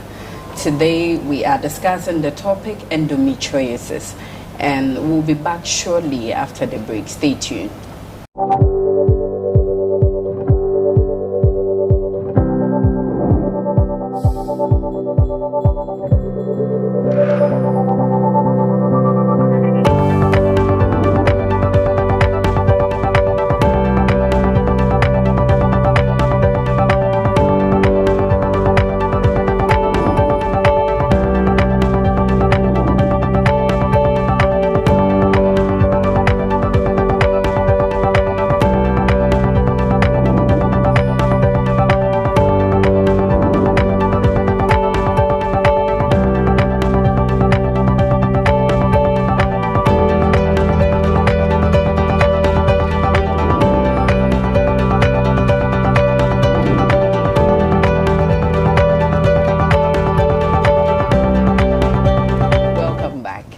With me in the studio is our regular guest. Thank you and welcome. Thank you. Yeah, thank you for joining us to discuss this interesting topic, endometriosis. Yes. But before we go, we don't want to rush into endometriosis since there are complex situations that comes about it. And so we will start with the woman's menstrual cycle. What is the menstrual cycle? So the menstrual cycle is a process that occurs every month for women past the age of puberty that allows reproduction to take place. And so the process is regulated by the female hormones, estrogen and progesterone. And throughout the month, these hormones increase and decrease in such a way as to prepare the lining of the uterus, called the endometrium, for pregnancy. At a certain point during the month, as the hormones increase, they trigger ovulation, which is the release of an egg from the ovary every month. And then if pregnancy does not occur, both of the hormones start to decrease. And then at the end, or the beginning, I should say, of the menstrual cycle is when the menses occurs. And so the menstrual cycle on average can last from 21 to 35 days, but for most women it's around 28 days. That is the regular That's cycle. the regular. Some women will have 25 days, some women will have 30 days, but on average, women are most familiar with the 28-day cycle. Okay, so talking about the menstrual cycle, what are some of the common symptoms of the normal menstrual cycle? Yeah, because we see a lot of them, we hear about a lot of them. So what are the symptoms of the normal menstrual cycle? There are many different things that can occur that signals a woman that the menses is about to occur. So again, the cycle is what occurs throughout the month. So during the month before the menses actually occurs, you may notice some differences in the vaginal discharge. We talked about vaginal discharge quite a bit in the last episode. So typically the vaginal discharge may vary in color and quantity, and also in consistency. And it's because of the cycling of the hormones, like I mentioned. There also can be some changes that occur around ovulation time. So some women may feel ovulation, either on the right or the left side. It varies from month to month, the side that the egg comes from. Very true. I relate to that. So sometimes you may notice a little slight cramping or discomfort on one side or the other, or in the pelvis. It usually doesn't last long, and it's not severe that requires any medication. Usually a day or two, you might notice a fullness or heaviness in the pelvis, and then it goes away. As the menses is about to occur, you may notice a change in your vaginal discharge again. But more commonly, you will notice your premenstrual symptoms, or PMS, premenstrual syndrome. Yeah, I really wanted you to go there because some say it's a myth. It's very real. Okay. Many women experience premenstrual syndrome, or PMS, I'm going to call it. Some women don't have it at all. They are the lucky ones, I guess we can call them. But you may notice skin changes, acne, which will increase right before the menses occurs. You might notice fatigue. You might notice breast tenderness or even breast swelling. All of these are hormonal responses, and they can be normal. You might notice even some mild cramping in your pelvis before the menses is going to occur. You might notice some mood changes. I think that's what's most associated. The major one. That's what's most associated with premenstrual syndrome. And it can be feeling very tearful or down, or you can maybe one moment you're okay and then you get angry the next few minutes. So these are all things that can occur right before the menses occurs, and they can all be normal as long as they are not interfering with your daily functioning, daily activities. As long as you're still able to go about your normal business and interact with people in a way that you feel is productive and normal, then it's not anything to be worried about. During the menses, obviously, the symptoms tend to be cramping. Sometimes mild, sometimes it can be severe. But if it's severe, it tends to be manageable with pain medication. So acetaminophen or paracetamol, or any of the NSAIDs like ibuprofen or diclofenac or diclo, I hear people calling it. Those things should be enough to control the cramping associated with a normal menses if it's on the more severe side.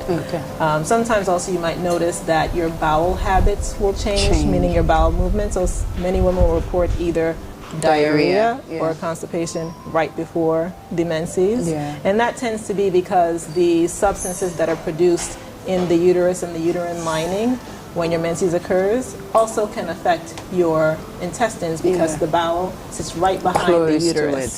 So it's very common that women will experience something like that when their menses is about to occur. So all of those things can fall within the range of normal. The normal symptoms. Exactly. Okay. So how do you differentiate? Because our topic is endometriosis. So first of all, before we even go to the symptoms, what is endometriosis? Endometriosis is the growth of endometrial tissue. Like I mentioned, the endometrium, or the endometrial tissue, is the lining of the uterus that produces the menses. So when you have that endometrial tissue growing outside of the uterus, that condition is called endometriosis. Oh, outside the uterus. Yes. Yes. Okay, so it can affect the tubes, your fallopian tubes, your pelvis, and then all of that? Yes. So when every woman has the menses, there is an exit through the cervix and out of the vagina. That's what we actually see. Yeah. But the fallopian tubes also serve as an exit for the menstrual blood flow. Oh. It happens pretty much in all women. It's a normal process. Okay. In most women, your body, your immune system will send cells to collect up that blood and tissue that has gone into the pelvis and get rid of it. Every month that process occurs. That's nice. But in some women, that process is incomplete.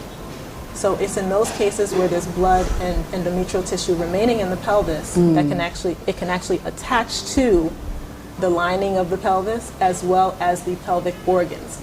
Like you started to mention, the ovaries, the fallopian tubes, the outside of the uterus, the bladder, and the intestines, which also are near the uterus. And so when the endometrial tissue is growing in the pelvis and on those organs outside of the uterus, that condition is called endometriosis. Okay. Are there some specific causes? What causes this problem? What causes endometriosis in women? There are many theories as to, there are three in particular that have been discussed as potential causes for endometriosis to occur. That whole discussion is very complex and it's mostly in the realm of academics and us physicians to debate, what the main cause is. However, like I mentioned, the blood and the endometrial tissue does come out of the fallopian tube, so at least we know that does play a role in that the blood and tissue is not completely absorbed or removed from the pelvis month to month, and so it starts to grow an implant there. The other theories try to explain when endometriosis is found in other parts of the body. Endometriosis has been found in the lungs. It also has been found in the brain. Those are very rare cases, but they have been found in those locations. And if you can imagine, the blood coming out of the fallopian tube month to month doesn't really explain how endometriosis can be found in the lung or the brains. But there are many theories as to what causes it. I won't go into detail into those. It'll just confuse, a lot of people, and it's beyond the scope of our purpose for talking about this.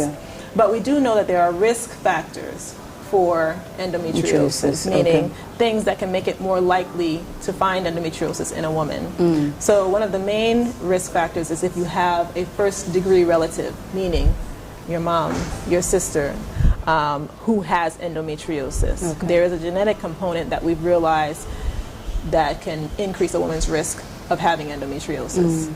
Additionally, if a woman has started the menses early in life, before age 11, that can also be a risk factor. If the menstrual cycles are very short, so like I mentioned in the beginning, menstrual cycles on average are 28 days. Sometimes a little shorter, sometimes a little longer. But if they're very short, so if your cycles occur every 21 days or 23 days, then that means that you're having your menses more than once a month. And that's all the more times where the blood is going into the pelvis and having the opportunity to implant there. And then finally, if you've never had a child, that has been found to be a risk factor for endometriosis as well. So does it mean, you just said the last sentence was that if you've not had a child, but can endometriosis be found in women who have children? Yes, it can. And that's a very good question, actually, because it will lead into further discussion that we will have today about the varying manifestations of endometriosis. It's a very interesting and diverse type of condition in the sense that not all women will manifest the same symptoms and problems associated with endometriosis. So there are some women who have endometriosis who have children, who have no pain associated with it, who really have not had an issue but maybe for some other reason, let's say they're having surgery for a different reason, and we look in, we see that there's endometriosis there. So it's not to say that, you know, if you haven't had children, then you definitely will have endometriosis. It's just that studies have shown that women who have not had children, they have a higher incidence, you know, of having endometriosis. And if you can imagine, when you're pregnant, you're not having your menses. And so you're not having that spill of blood and tissue into your pelvis. For the immune system to work on that. Okay. So you have a break from that whole menstrual cycle with each pregnancy. So you have a good 9 to 10 month break. And if you breastfeed, usually your menstrual cycle can be oppressed as well, or for suppressed. a long time. Not oppressed, but suppressed. And so depending on how long you breastfeed, if you're doing it on a consistent basis, sometimes your menstrual cycle can be suppressed for a year or more. Or two, Exactly. And so when you don't have that constant spill of the blood and endometrial tissue into the pelvis, then there's less chance for endometriosis to occur. Okay, so normally when we have menses, we know we have normal pains and all of that. So how would you know this is endometriosis? What are the symptoms of endometriosis? Because normally women go through, okay, having normal, okay, I have pains during my menses, which we think is normal. So what are some of the symptoms that when I look at this, I know this is just beyond normal and I need a checkup for that? With endometriosis, like I mentioned, it can be difficult for some women to tell, is this something that I could have or not?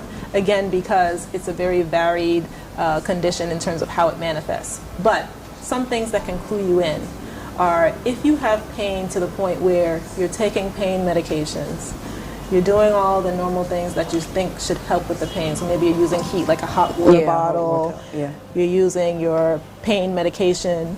Even if it requires you to go to your doctor and get a prescription, a stronger pain medication, and it's still not helping with the pain, that's not normal. I have some women who have come to me telling me that they've missed days from work, days from school. They're on the floor curled up, crying, screaming because they're in so much pain. That is not normal. I always like to say that your menses should not interfere with your normal daily functioning. But okay, so there comes our society. We are not even a society where we can come out of our shelves to talk about these. You can even talk to your mother because maybe your mother wants you to do something. You tell her that's what's happening. You said, you know, you are lazy. You don't want to do it just because of this. We've gone through that, and everybody can work through that. That is a very, very important point because I think that happens a lot in various places, not just here. And it's important if you are noticing that this is happening and you aren't able to discuss it either with family members or, you know, friends, you have to seek care. You have to go and seek out a doctor who's going to be willing to listen to you and look further into, okay, what is the nature of the pain? What have you been utilizing to help? Do some evaluations, some tests, whether it be blood tests, imaging tests, scans, etc., to look and see, okay, could endometriosis be a possibility? It's also good that we're even having this discussion. I mean, what we're doing is raising awareness on that. For women to know that, yes, in general, most women can work through a lot. We're strong. There's a lot we have to deal with, you know. Even sometimes with pain, we have to deal with it and do what we have to do. But sometimes it's not just an excuse for the woman being dramatic or trying to get out of doing some kind of they work. Don't understand why you have mood swings. They don't know anything about it. Yes, you know, having this discussion and raising the awareness for people to know, yes, there are certain conditions that can make the menstrual cycle or the menses debilitating to the point where you can't function. And so the more we raise awareness and, you know, you go tell a friend or you go tell a family member and say, you know, I heard about this, you know, endometriosis, could this be what's going on with so and so? Exactly. That also can help open up the discussion more or make women feel more comfortable to say, you know, I think there's something really wrong here. The other things in terms of symptoms that could clue you in would be if you are having pain at other times outside of the menses. We know about cramping during the menses, but if you have pain throughout the entire month, that is a problem. If a woman is sexually active and they're having pain during intercourse, especially if it feels like it's a deep internal pain, which sometimes will even stop her from continuing. That also is not normal. Like I mentioned earlier, endometriosis can be present on the bladder and also on the intestines. So if a woman notices that she's having pain during urination, most women know about urinary tract infection, UTI. Usually that's a burning pain. You're urinating more than normal. The urine might have a certain odor to it. But in this case, there's no urinary tract infection there. There's no infection. But it's more of like a cramping, maybe sharp pain, maybe similar to the pain that a woman may get during the menses if they have endometriosis every time they go to urinate. Or maybe they feel the strong urge and not much urine comes out. Similarly with the bowel movement, sometimes when they go to pass the stool, they'll get a really sharp, severe pain. If they notice blood or in the stool or blood in the urine, sometimes that can also be an issue because endometriosis is a condition where if it attaches to the bladder, if it attaches to the intestines, it can start to grow to the inside of the intestine or the bladder and start to produce blood every time. In some cases, a woman may only see the blood when they're having the menses. Even if they don't have the pain, they're having their menses come out through the vaginal opening, but they also see the blood coming out from the anal opening. That also is not normal. So all of these things might clue a woman in that, okay, there's something else going on beyond just normal menstrual pain, or we call it dysmenorrhea is the medical term. And infertility is also a symptom. So that's one thing that's important to note. We're getting there. Yes, we are getting to that point. Because again, endometriosis may not have any of the symptoms I just mentioned, including the pain. But the woman may be infertile, trying to conceive and not getting pregnant. Endometriosis can be a reason for that. Okay, so endometriosis, we can categorically say that it causes infertility. Among women. It can cause infertility. So remember I said earlier, some people have it but still conceive. But endometriosis is a cause for infertility, among others. Okay, so talking about this, you already talked about the scan. What other diagnostic measures can we take to show that this person has endometriosis? How can we diagnose endometriosis in a woman? The first and most important one is the medical history. So when you see your physician, if there is a suspicion of that, or even just, let's say you go for your routine checkup, generally we will ask certain questions if there are problems with the menstrual cycle, and we will try to elicit any of the symptoms that I just mentioned. Pain during the menses, how bad is it? Do you have to miss days from work? Do you have pain from intercourse, etc., etc.? The next would be the actual family history. So trying to see, do women in your family have menstrual problems? What is the nature of those problems? Then we move on to the physical examination. With the examination, we do an abdominal exam, so we feel if there's pain in any areas when we press. The pelvic examination, which I had talked about the well woman visit and the gynecologic pelvic exam before. In doing the pelvic examination, we do a bimanual exam. So that's where we put 1 or 2 fingers into the vagina and then also use the opposite hand to press on the actual pelvic organs and the pelvic lining itself. Depending on the extent of endometriosis, if it's very mild, I may not feel anything at all. Because like I said, the endometriosis can be very varied. Sometimes it's just too superficial and I won't feel anything. If it's deep endometriosis, and I'll get into these terms a little bit later, superficial and deep. If it's deep endometriosis, it usually has started to cause scarring.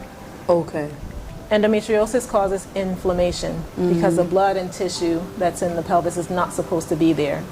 And so your body reacts to inflammation by trying to contain it or wall it off. And it does that in the pelvis by causing scar tissue. With endometriosis, if it's very severe, the scar tissue can develop so much that it becomes like a very hard, dense nodule. Because when you have a scar, it turns hard on your skin. So that's exactly what happens. That's what can happen internally. So when I do the pelvic examination, I might actually feel those hard nodules when I feel the back part of the pelvis. If the endometriosis has caused a cyst on the ovary, a cyst is a fluid-filled sac.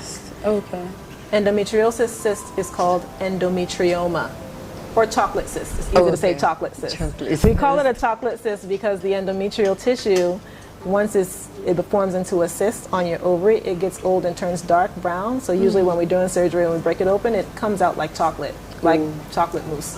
Okay. So if there is a cyst or enlargement of the ovary as a result of an endometrioma, I might feel that enlargement when I do the exam. So then that would then prompt me to do some imaging studies. So pelvic sonogram, sometimes MRI, in some cases CAT scan, depending on what I'm looking for, a CT scan. Okay. And in those cases, it may identify some lesions in the pelvis that would clue me in that maybe there's an endometriosis lesion present. I will say, though, that with the imaging, the sonogram, the CT scan, MRI, it may be normal.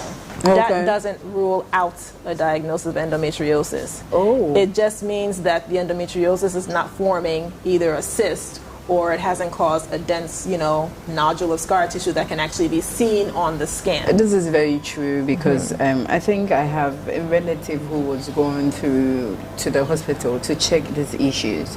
She had gone through all the scans, she had gone through all the MRIs, but they couldn't find what was wrong with it.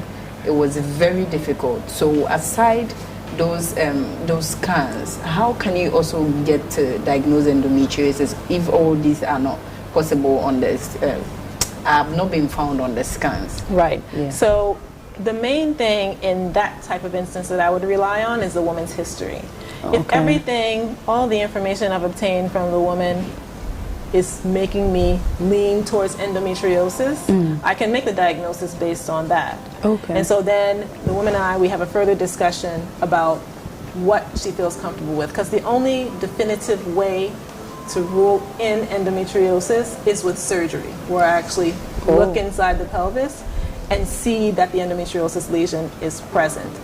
You also can biopsy or take a little piece of that tissue and send it to the lab, and if they see endometrial tissue in that specimen that I took out, then endometriosis is confirmed. So that is the definitive way to diagnose endometriosis. But you don't always have to have surgery to diagnose it. Because if you are supposed to have surgery to even be diagnosed of it, that means it's a tedious process. It's a very involved thing. Surgery is never to be taken lightly. And so not all women need to have surgery to diagnose this. If everything in the history is pointing me in that direction, I would say you most likely have endometriosis. Here's what we can do to, number one, manage the problem, and number two, see if this is indeed the likely diagnosis outside of having surgery. The other option is to go ahead and have surgery. A diagnostic laparoscopy, and I'll talk about laparoscopy a bit in a bit more detail. Laparoscopy is a way to look inside the abdomen and pelvis with small cuts on the abdomen using special instruments that fit through those small cuts. It's still surgery. It's still surgery. But instead of having a big open incision on the belly like a cesarean section cut, you have very small cuts ranging from 5 millimeters to 1 centimeter. That is so they're very small. And you usually have either 3 or 4 on the belly. They can be strategically placed so you don't see them that much. And it allows surgeons to go in, look, see if endometriosis is there, do biopsies in mild cases where there's not a lot of scarring and such. Or even if there is a lot of scarring or many endometriosis lesions or even a chocolate cyst present, they can all be removed and managed just with those small cuts with laparoscopic surgery. And so if a woman wants to go that route, maybe they don't want to take the medications that are used to manage endometriosis, or they just want to know 100% for sure, then that is also an option. If you do a diagnostic laparoscopy and you do some small biopsies, usually that procedure takes about an hour. It's not very involved. And with laparoscopy, one of the good things about it is that you can go home the very same day. You don't have to stay in the hospital for a long period of time. So yes, it is still a surgery with its inherent risks present, but it is one that generally is effective. It's effective. You get a definite diagnosis. And if you have a surgeon who's skilled in doing it, then it can be very easy to set up and recover from. That's good. When you were talking about it, there is something that I observed. What I observed is that the same symptoms is also present in other female reproductive health. Yes. And so we can't sit at the back of our houses and make our own diagnosis. Exactly. Or go to WebMD, which I am We're all guilty of it. Yeah, guilty of it. Trying to find my Self-diagnosis, symptoms, put in my symptoms, and then finding it. Since it's a very tedious procedure, then endometriosis means we need to be in the hospital regularly for a checkup. You should check up routinely with your physician, you know, even if you don't have any symptoms of anything, like I mentioned with women who have endometriosis, but they don't have any symptoms, but maybe the one symptom they have is the infertility and they don't know why. If you're going for your routine checkup and let's say I do an exam and I happen to feel something out of the ordinary, I'll send you for testing. Yeah. And it's not to say that, you know, it's definitely going to be endometriosis. Maybe it's something else, like you mentioned. Yeah. Even if you do have symptoms of endometriosis, those same symptoms can be common to other conditions. Other conditions, and some of the other conditions may not even be related to the menstrual cycle or to the menses at all. Exactly. The bowel symptoms, sometimes that can be a sign of irritable bowel syndrome, which is a common cause of pelvic and abdominal pain. There is a bladder condition called interstitial cystitis, or IC for short. It's easier to say that. Yeah. And you're okay yes, with that. it's easier to say that, which can also cause some difficulties with urination, similar to what I described with endometriosis. So yes, it is important to go not only for your routine checkup, but if you're noticing something out of the ordinary, go and find out what it is. If you've done your research on WebMD, your doctor should not chastise you for doing that, but maybe you can come with your concern and say, I read about this, could it be this? Happening. We can investigate everything. Once we do the full evaluation, then we can pinpoint what exactly is the problem and then target the treatment towards that accordingly. Okay. So we'll go for a short break, but in case you just tuned in, this is the latest digest with Dr. Tego when we're talking about endometriosis. If you just join in, you can watch us on Facebook, Association of African Universities, on YouTube. We'll be back shortly.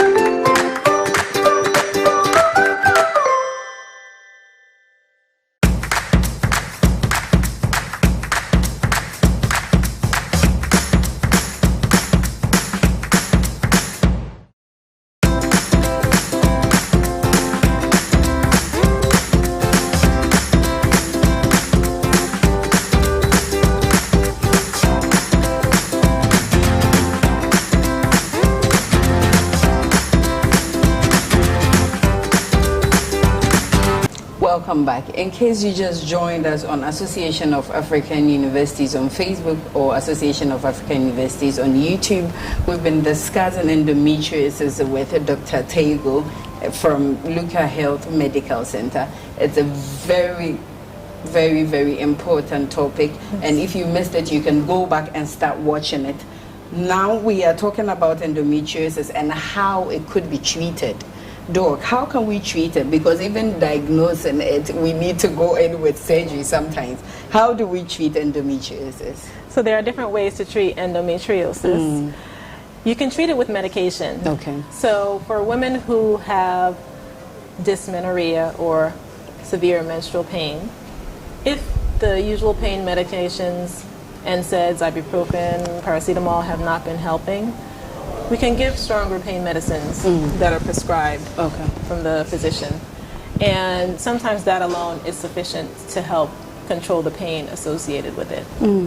But typically, if a woman is seeking care for the symptoms they've already tried those medications Exactly, and they because may I was not help. even about asking if it's just for the pain, there would be painkillers, but we need to take those tissues out. we need to take care of our system so we can be free. Right. Yeah. So after doing an evaluation and making sure that there's no significant abnormality with the reproductive organs, a cyst on the ovary, distortion of the anatomy such that we think that organs like the intestine or bladder are stuck to the uterus at all. Yeah. In those cases, hormonal treatments are the mainstay of treating endometriosis. Okay. And the hormonal treatments tend to take the form of contraceptives. Okay. The different types. Oral contraceptives, the injection, Depo-Provera, even the intrauterine device, IUD. The hormone-containing IUD can also be used to help to treat endometriosis.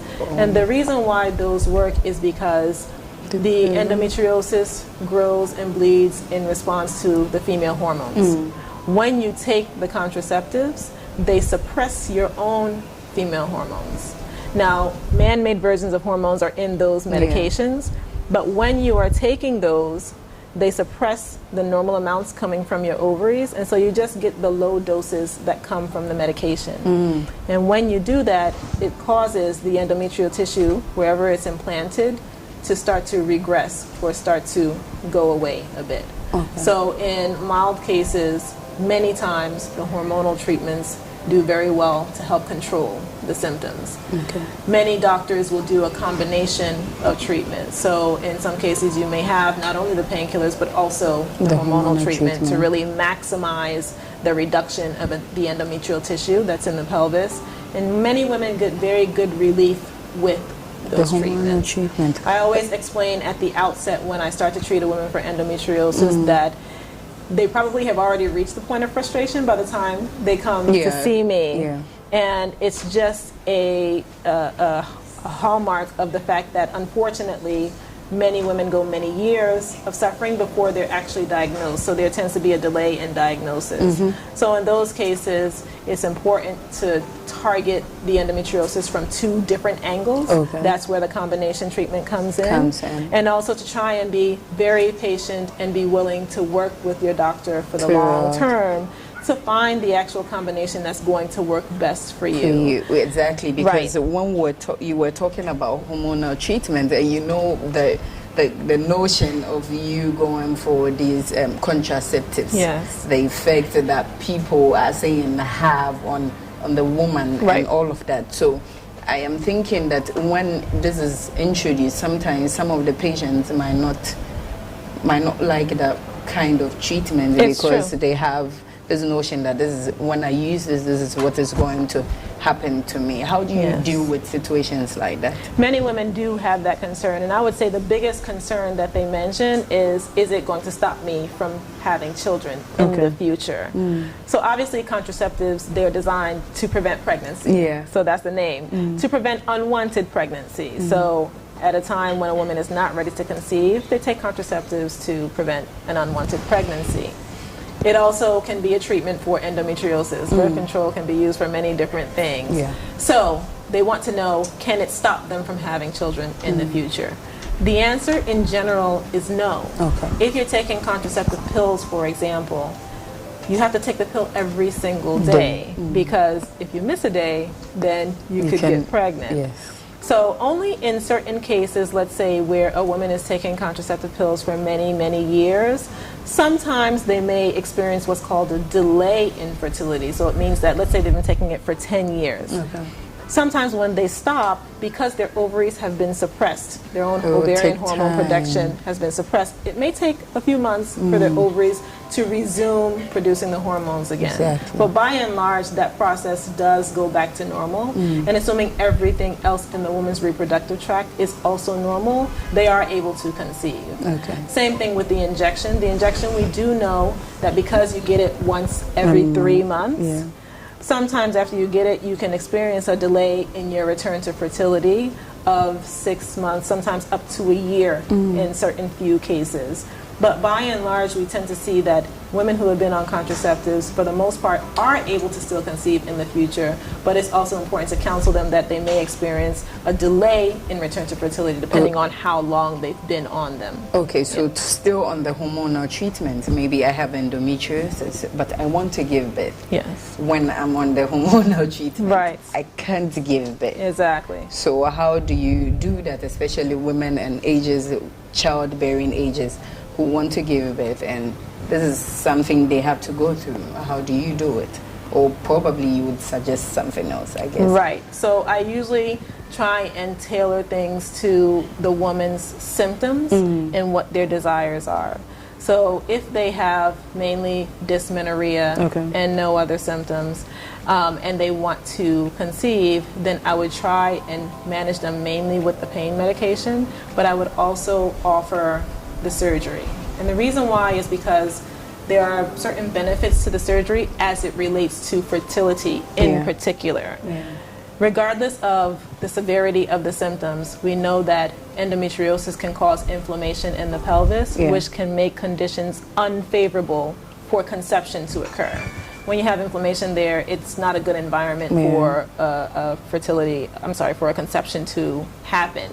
So when you actually remove the endometriosis implants, when you actually remove any endometriosis cysts that may be present, study has shown that the fertility or the likelihood of getting pregnant after that is increased. Okay. When you actually go in and if you see that there is scar tissue present and maybe the scar tissue is blocking one or both of the fallopian tubes or kinking it such that the tube is not straight to allow the egg and the sperm to meet, in those cases when you separate those scar tissue and you also remove the endometriosis implants, studies have shown that fertility is improved with surgery.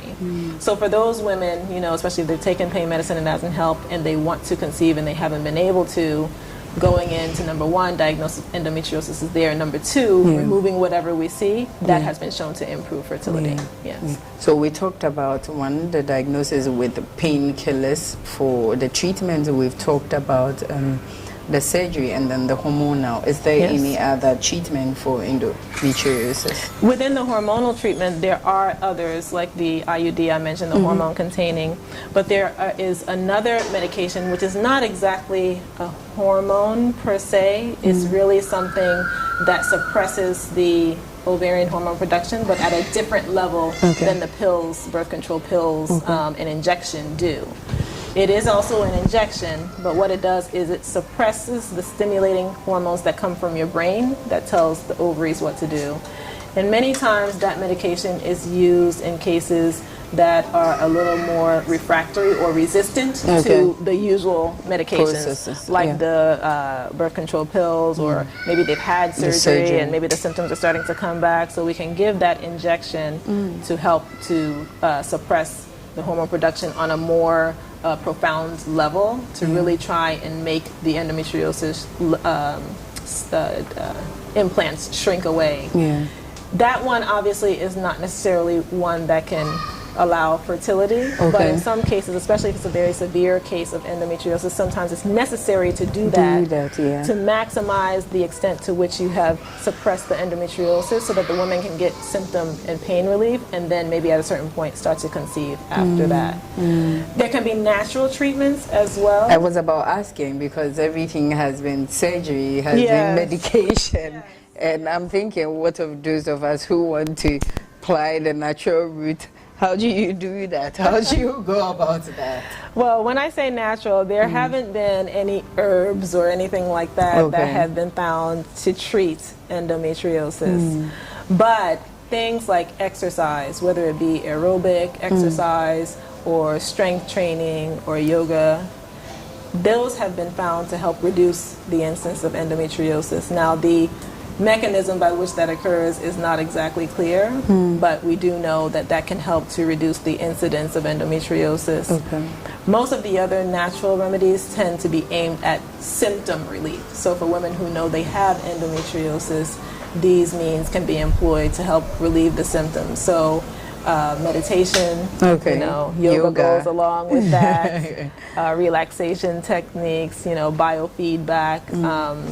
Also, if a woman does Chinese acupuncture, that also has been shown to help relieve the symptoms associated with endometriosis. Oh, that's good. But I want to know how effective this is, because looking at it, these are not like straight jacket natural treatment. Right. Because normally people have been doing exercises, but still they have this problem. So I think for me, the natural part is a bit on the lower side of treatment, because how can exercise? I'm not saying it's not possible. I know it's possible, but yes. How can you get it to the point that you are free?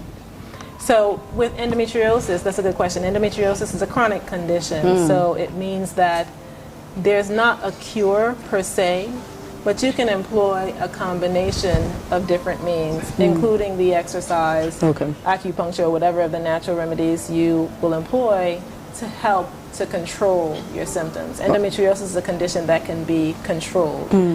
I will give an exception to that, in that when you have a surgery with a highly trained surgeon who can really remove as much of the endometriosis as possible, it's more likely that you'll get to a cure, in the sense that you can have a long period before you may start to have symptoms again. Okay, that means it is not really cured outright. Yes. There are situations where it can come back. It could come back. Okay. But the more endometriosis is able to be removed during the surgery, the less likely it can come back. Yes, the better. The less likely it could come back.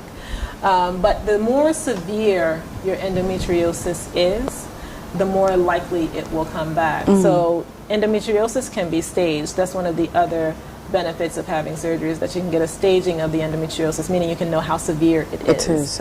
So there are 4 different stages. The first stage is where you just have minimal disease. So if you can see on my hand here how this mole looks, sometimes you might just have a few lesions like that. It can look like that inside the lining of the pelvis. If we remove all of that, then you may not have much recurrence. You might, but the likelihood is less. The second stage is mild, so you may have still just some superficial lesions like this there, maybe a little bit of scarring here and there. With the third stage, that's when you're getting into more moderate endometriosis. And with that, you'll have deeper infiltration, meaning that the endometriosis has started to go deeper in the tissues. It's not just on the surface of the pelvis. You may also have endometriosis cysts on the ovaries, even though they're a bit small, so less than 3 centimeters. And then you also have some scar tissue. But with the fourth stage, you can have deep endometriosis, a lot of scarring, and sometimes the scarring can be hard like a rock. So you have a lot of scarring, and you have large cysts greater than 5 centimeters on the ovaries. So when you are in the stage 3 to 4 category, where the endometriosis is more extensive, those are the cases where the endometriosis can be more likely to come back even after surgery. So that's when you're looking at, even if you go to a highly skilled surgeon who's experienced in removing this type of endometriosis, because it's gone so deep and maybe affected other tissues like your bowel, your bladder, etc., then even if you have surgery with that surgeon and you wait 3 years, 5 years, you have anywhere from a 30 to 50% chance that at the 5-year mark you might need another surgery, or you might start to have your same symptoms again because it has come back. So usually in those cases, that's where the use of an additional medication after the surgery is necessary, because you will need to control the endometriosis after that. So let's give 2 different scenarios. If you have a woman who is not interested in conceiving, or maybe has done with childbearing, you do an endometriosis surgery on her, she has stage 3 to 4. Right after surgery, you put her on some medication. IUD, hormonal therapy, for 5 to 10 years, and she would be there very free. Suppressive. You have to suppress it. If you have a woman who wants to conceive, you go do the surgery, she has stage 3 to 4, or whatever stage. Then what I'll do is do the surgery. Right after, I put her on some suppression for about 3 months only. Not only does she get a chance to heal from the surgery, but it also will suppress any remaining endometriosis that's there.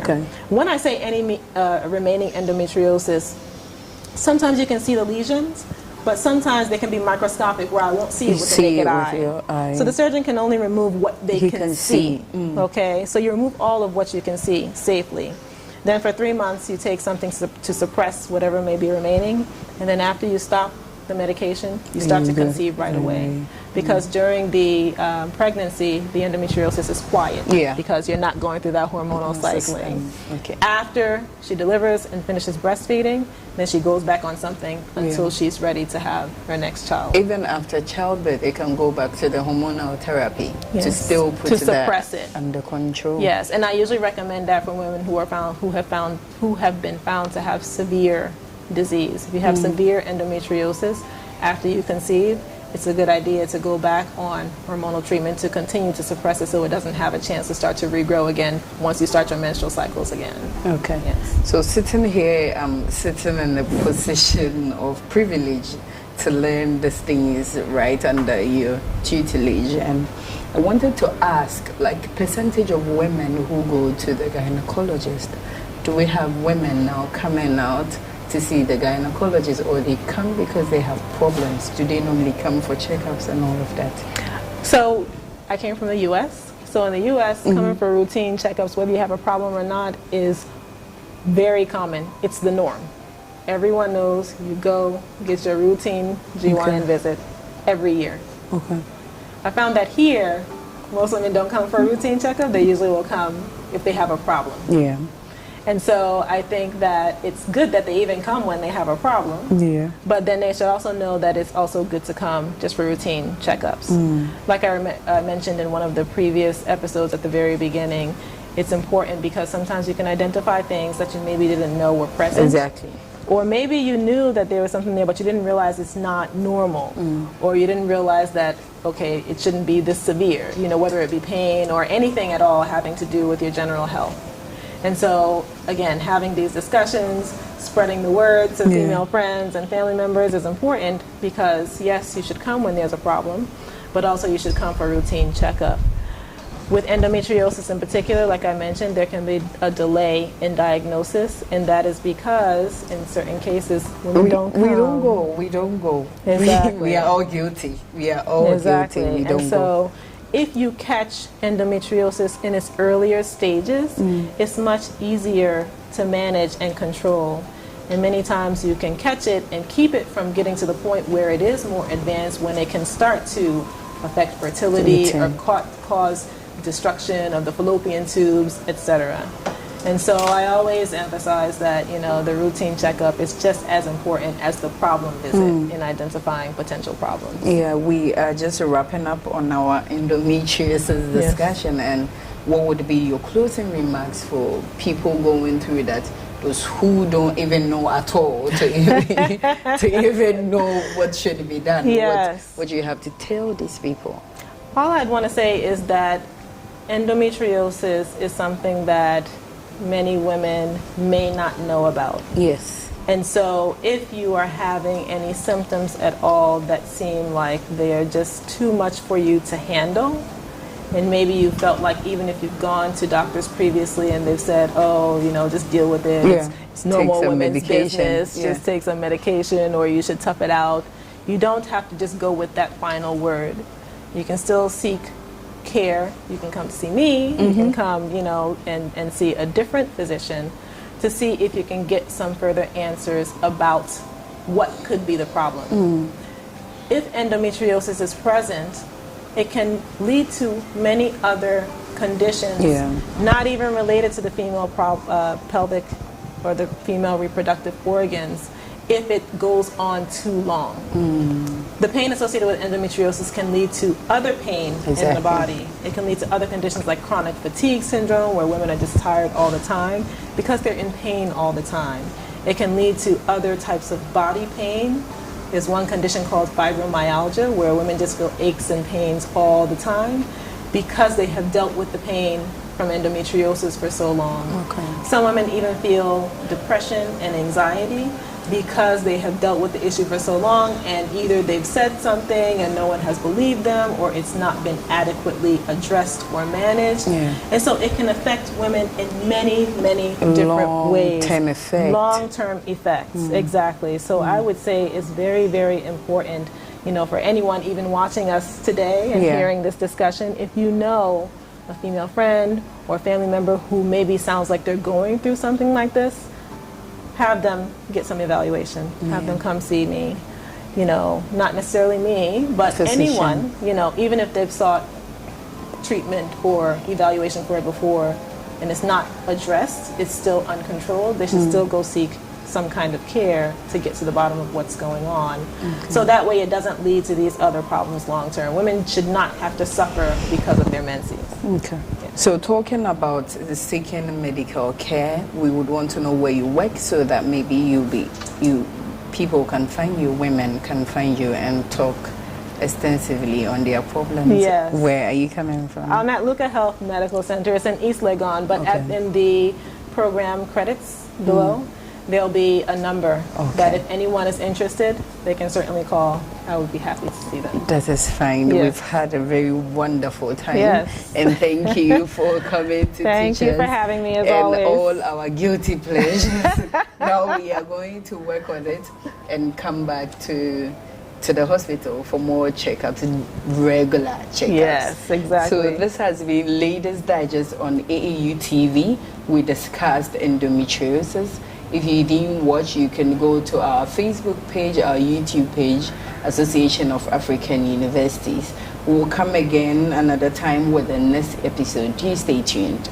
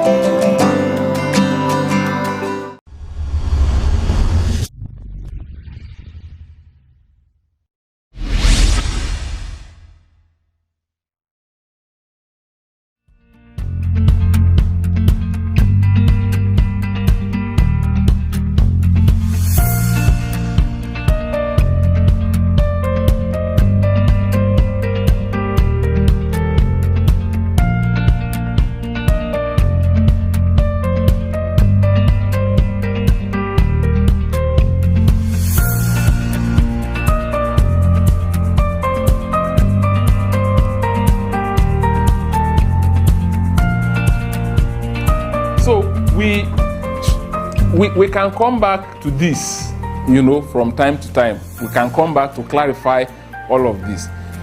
We are going to get to a point where all of us, we have to go back to our concept note and say, okay, now I have come. Concept note. Where is the X here? What is my Y here? And what really am I talking about? And one thing you will see and do and all of that, Susan said it earlier, is really that by the time you are living here, even your concept note will not recognize itself. And that is perfectly in agreement with what we want. We want people to be able to notice change and growth. So don't say, my concept note, I have submitted it, is in the record of PASGA. I can't change anything. That concept note is yours, but then it should not remain like that. So this is essentially what I finished explaining, isn't it? That we will establish causality requires thinking about what an outcome would have been if the cause were not to be there. So, but again, you know, it's a bit sometimes quite tricky. You know, I just harassed Valence a little bit now when he said the cause of the problem is people bringing refuse. And we say, okay, but then should they have eaten the refuse? No. Now, whose work was it to have you say, okay, it's the county governor or something, or county government. Yeah, but then somebody else, county government will say, look, we have the capacity to dispose of X tons. And that's why we appeal to farmers. Process your food there before you bring it. Bring only the bananas. Don't bring the stalk that is holding the bananas together. I was in Ngong, and I saw that trucks were coming with only stalks of bananas. And they were whole trucks filled with, and that was the only thing they were. So imagine if the farmers had disposed of that in the, so can you also see that the farmers are also guilty, right? Yeah. Now, farmers will say that if we do it, they will say our bananas are not fresh. Say these customers, these people, they are not kind with us farmers. So you see, we can keep going and keep going and keep going. So how do we then pinpoint a cause? Sometimes when I read Sloman, I like to read Sloman. And if you have read him only once, when you are not busy, try and read him again for entertainment. He has a way of spinning things. Yes. Yeah. At the end, you will feel, okay, now, is this guy saying we can never be sure what a cause is? Because he will make you feel like that. But that is not his intention. And maybe it's worth reading the whole book. I'm not suggesting that. But so it can be a bit tricky. And that is what we'll spend the next 2 or so slides just trying to pin down. What should we note? What should be at the back of our mind before we say this is a cause? And that is not a cause. First is that whether we like it or not, we have to decide where we put our analytical brakes. If not, now somebody has injury in a factory, not here. The question we'll ask. I mean, this guy left home in the morning, everything was okay, and then he comes back with POP, plaster of Paris, and the first question the neighbors will ask is, what happened? Then he says, I fell. So fall is the cause, right? Injury is the effect or the outcome. Now, but then this fall was caused because he slipped. Now, normally when people are not drunk and they don't sleep anyhow, I mean, I know accidents happen. This guy slipped because the surface was wet. The cleaners, they always put something there, wet surface, or yeah. But then the surface was not wet on its own. Surface will say, well, but it is not my fault. It is because there is a valve up there that is leaky. So oil came from this valve, ran on this surface. This guy was just going, the guy slipped, then he fell, and then the fall caused the injury. Now, leaky valve say, yeah, but don't blame me. This seal is supposed to have been replaced, but they didn't replace it. So it's still failure. And they say, seal, why did you score F9? Why did you fail? And they said that because I'm not maintained. So you see, we can keep going back until we get to Adam and Eve, and then Adam said, well, it's the woman you gave me. So, and then the woman says, it's the serpent. And serpent, yeah. So I wonder, yeah, God is. So we need to say, okay, all right, now, wait, I can't, this is Dandora, or this is inter-ethnic violence, or this is poverty rate, or, so this is something I'm trying to study. Now, for how long, how far back in the past should I go? So the analyst has to decide that, okay, well, all right. Okay, all of you stop there, You know when the serpent said, well, yeah, when the woman said it's the serpent, God said, okay, I know the game. You will keep going. No. He didn't even talk to the serpent. So because serpent would have mentioned something and then it will really not end, it's like our movies, Nollywood movies. When they don't know where to start, they say, watch out for part 2. And then you wonder, can this have a part 2? Seems this story is confused and confusing. So now, as an analyst, I need to decide, okay, where do I apply the brakes to begin my analysis? Right? Yeah. Joyce may be interested in, I have not read your mind or your concept note, but if Joyce is interested in, I don't like bad examples, I was going to say inter-ethnic violence. But then, so you see, what caused this is Yeah, so you may be able to find a cause, and then find a cause that causes, we can begin to trace that to amalgamation, 1914. If these different groups were allowed to go their separate ways, there would not have been these clashes. But then, so the question I sometimes ask myself is, okay, so what really do I think needs to be corrected? We cannot correct amalgamation.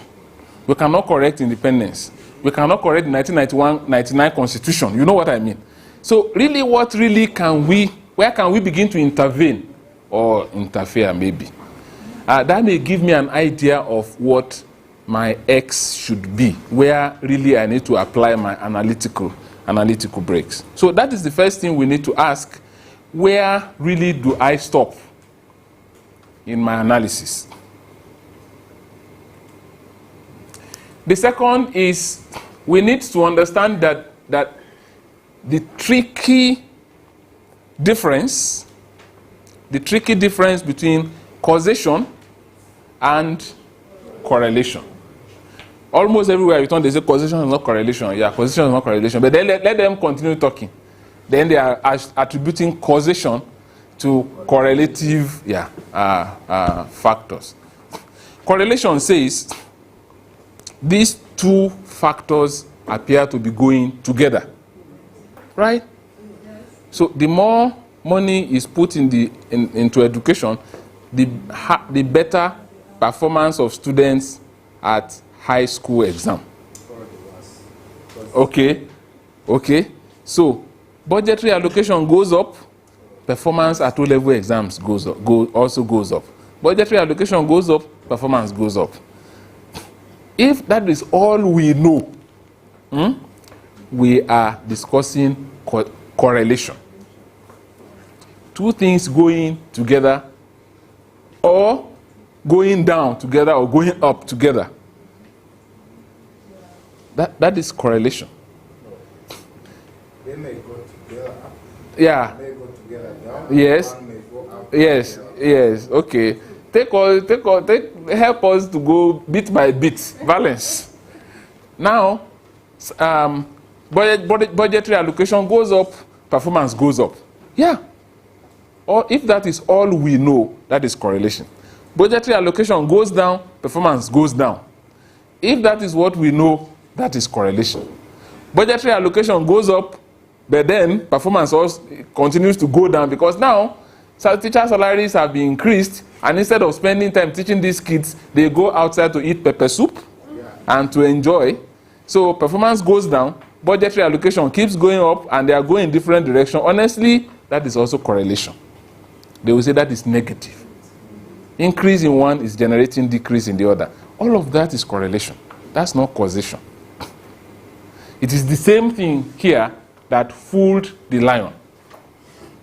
The lion was hungry, he saw the rabbit, he grabbed the rabbit, wanted to eat him, and the rabbit said, no, okay, come on, bros. You can't eat me. I know you are strong and you are the king of the jungle and everything, but I know you are not a cannibal. You don't eat your own members of your own family. And lion said, no, but you are not a member of my family. He said, but I am. Me. And lion said, then prove. He said, yeah, I am, because anywhere other animals see me, they run. And lion said, yeah, if that is true, then you must be. But I want you to prove it. And so they went, and all the animals saw them and ran. And rabbit said, bros, you see? They are running away from me. Lion said, no, I want a repeat of this experiment. Then they went to another place, they saw animals, saw them, and then they fled. They said, you see, how many times do you want us to do this before I convince you? They said, one more time. Okay, yeah, let's go. Then they went, and then animals saw them, then they fled. Lion said, I'm so sorry for all the troubles I've caused you, my brother. I didn't know that we are from, and how come I didn't know all this? Yeah, okay, so go in peace, bye-bye. So, Lion interpreted correlation as causation. Their appearance correlated with the fleeing of the other animals. So they appear, animals fled. They appear, animals fled.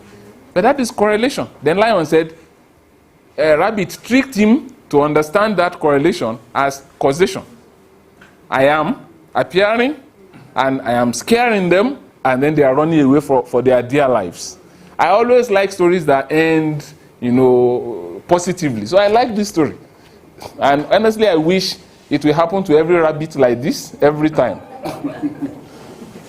Yeah. Again, which also says that repeat experiments will not necessarily prove causation if they are not well designed to prove that. So to move beyond this correlation, we need to establish what they call Z, a causal pathway or a causal mechanism that says this is how this produces that. So imagine lion then says, okay, I want you to show me how your appearance scares them. But maybe asking such a critical question would have revealed the bitter truth. I don't like that truth to be revealed. Some of you here in the humanities will know that in all African animal stories, the smaller animal is always the winner. Even in Tom and Jerry, yes. The smaller animal is always smarter is always the winner. You see? Because, you see, most of these stories were composed by poor people. By weak people. It is their own way of experiencing justice that they do not experience in real life. So the king who is oppressing them, they call him lion. They won't call him his name. Then the weak people that are being oppressed, they call themselves rabbit. In Igbo languages, it's the tortoise. In Hausa, it is spider. No. Among the children of Anansi, yeah, it's spider, right? So it's always the smaller animal, and in Yoruba, whatever, is, in Tiv, it is rabbit. And they always win. They never even die. They drop tortoise from the sky. Imagine. It landed here, broke its back, it never died. It's our own way of, we know we can't get justice in reality. So let's have it in our imagination. Yeah. But it's okay. Sorry? All right. This is counterfactual reasoning. What will happen if the kings, maybe, but they were very busy royal people and then grew up maybe in royal, or maybe they don't even know that these stories were pointing at them. Anyways, so that is the first thing. So to move from correlation to causation, we need that causal mechanism. That is very important. And we'll talk about it later. 3. The first one is we need to know where to stop. The second is that correlation is not causation. The third is when we think of a cause and an outcome, we must be very sure the direction of that arrow. When we say X is here and Y is there, then we usually draw that arrow like that. So we say X, hunger, Y, fainting, and then we typically draw an arrow that starts here and points here. We have to be sure that that is where that arrow, in reality, it is where it is pointing. It is good once in a while to ask, can the arrow move backwards? Can it be the other way around? And in real life, sometimes we can commit that error. This study was conducted by these 3 people, and their title is, Are Women Really the Fairer Sex? Corruption and Women in Government. And they discovered that in countries where women in parliament are more, there is always low prevalence of corruption. And so women in parliament, this was the argument, low corruption. That these women make laws and run committees and they hold Kindiko accountable and all of this, and then corruption index is low. When it is the other way around, men, cover your face. You have men dominating the parliament and women like this, you see, this is how corruption will open its mouth wide. It is to service the women. It's just okay, now, that is something you have said. Where do we stop with this position? Yeah, so we need, I wonder.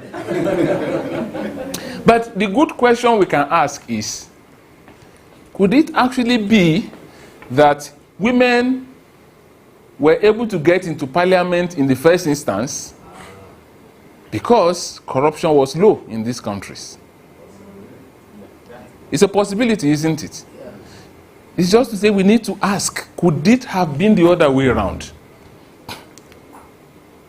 Could it have been the other way around? We need to, when we see this, when this is our finding, when this is what we see, when this is what we claim, we need to ask that question.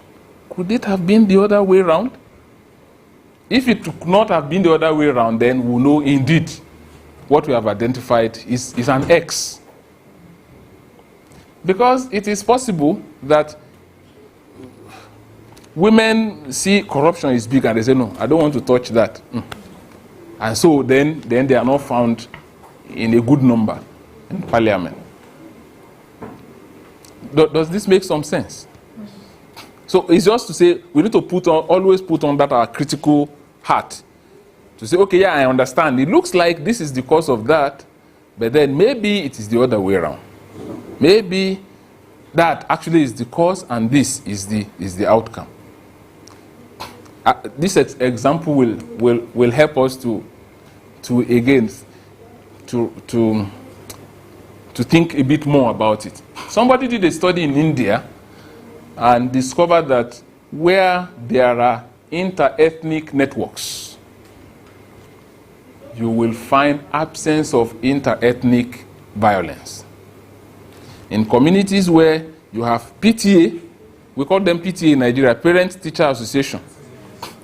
And in this PTA, you have Hindus and you have Muslims in one PTA working together.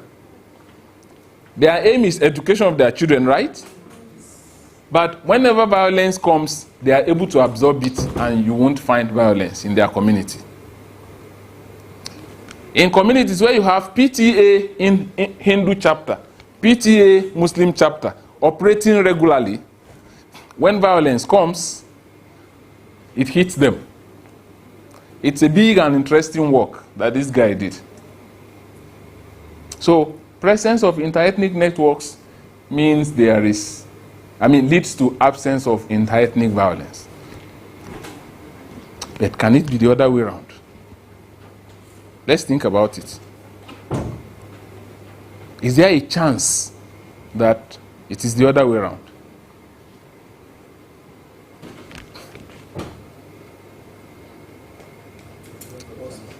Sorry? It's possible. Yeah. Explain. Yes. There is a possibility. Okay, who else thinks there is a possibility? Yes, Nkechi. There is a possibility. Who else? Moses. Yeah. Who is going to give us that possibility? Dayo. Yes. Who is going to volunteer to give us that possibility? Yes, Ronke. I think it's as simple as the fact that they are able to have this interethnic networks because they live in peace. In the first instance. So there is, yes, Nkechi. Yeah? Okay, say it. The presence of interethnic network leads to this. Then the absence of this can lead to presence of this. Yeah, sure. That is what they are saying. We are imagining what Y would be without X, counterfactual situation. Yeah, so, but the point is, it's also possible that it's because of this, yeah, that this existed. So this guy's work, therefore, his headache, his assignment, and where he has everybody saluting him, was that he was able to prove that this was true, rather than the other way around. So he was able to show that this was the beginning of the story, and then it led to this, which led to that, which led to this. We can flip, but then this is not going to allow us to sound convincing if we ever imagine that this is the cause and that is the outcome. So part of our work as we think of cause and outcome is to think, could it have been the other way around? And we have to be able to convince whoever is reading us that it is indeed the way we say it is and not the other way around. You probably at some point wish to just go back to some of the comments you got on your journal articles when they were not accepted. And some of these may be the reason that, yeah, the argument is okay, but then it's not convincing. It's not convincing.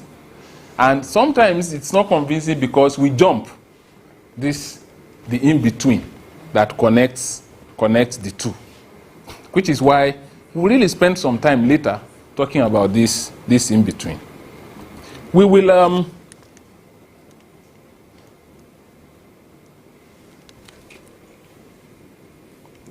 we will spend some time now, the next couple of minutes, just trying to understand how we can represent some of these in what we call causal diagrams. Again, because there are some of us, everything is fine, well and dandy in prose. For other people, once they see it graphically, it sticks.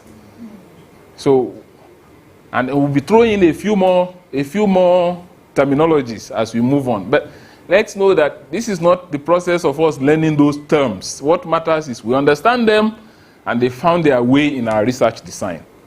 That is very important. Are there problems up to this point? Is it holding together? Is it making some sense? Yes. Okay, so let's look at what they call these causal diagrams or causal frameworks. Was it Nkechi that was telling us about something not long ago about confounding variables? I think she mentioned something like that. This is just trying to represent what we have been saying so far. It's a graphic illustration, for some, this is what is going to do it. So we're saying what we have here is an X. What we have here is a Y. This is trader money. And this is business growth. But then in between them, there is a Z, which is like a set of steps. So trader money led to increase in capital, which led to increase in wholesale stock, which led to something and then produces this one. Yeah. Now, somebody may say, the story did not start there.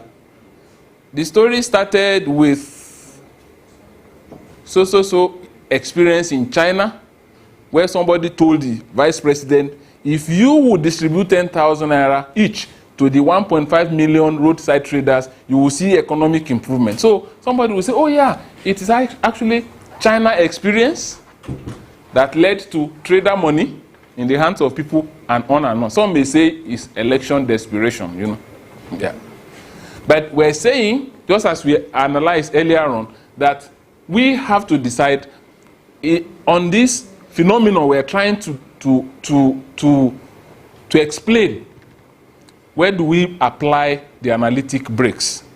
So, of course, we're not blind to the possibility of what they now call A, which is antecedent factor, which may be election desperation or China experience or something else. We know it may be there, and we are not ignoring its presence, but then our analytical takeoff is here. And then we are saying it's also possible that there are other factors that may have led to this, right?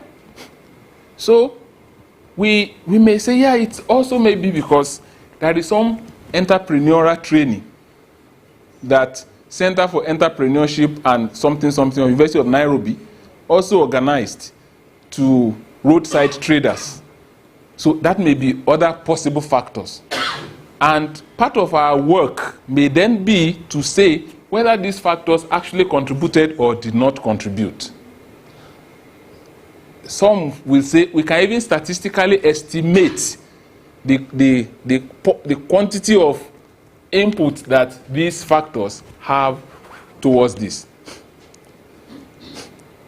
But what we are hoping to be able to say is that this leads to that through this mechanism. Again, as I said, it's just like, trying to graphically represent what we have said.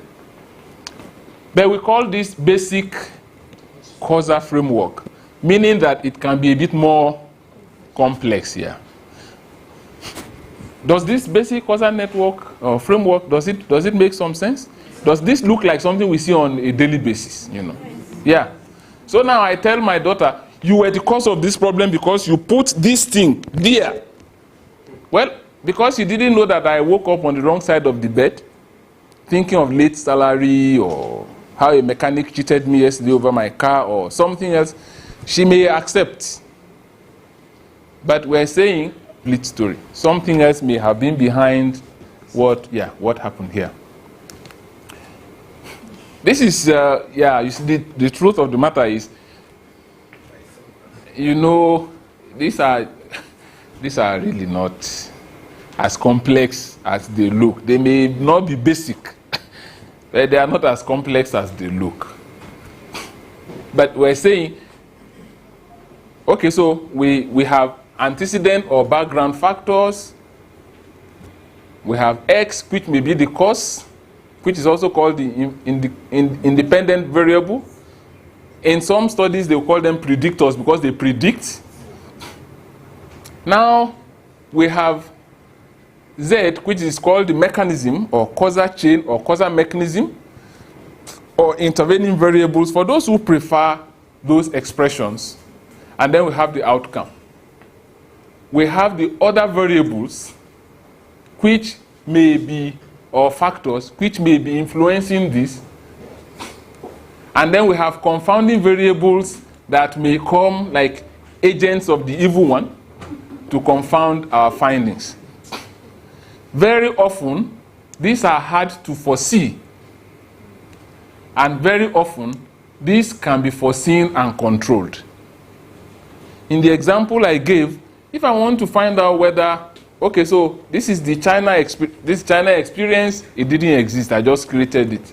And this is trader money, and trader money went through all those mechanisms, increased stock, and so on and so forth, and produces this growth in business. Now I want to show if it's really like that. So then University of Nairobi says, yeah, we need a little share of that glory, people, because we ran entrepreneurship training for the participants, and that must have contributed to, yeah. Now, if I want to study and see whether it happened like that, I can control for this and study the businesses of those who took that training as well as the businesses of those who didn't take that training. So if I have these two groups, it helps me to understand the extent to which University of Nairobi had an input into this story.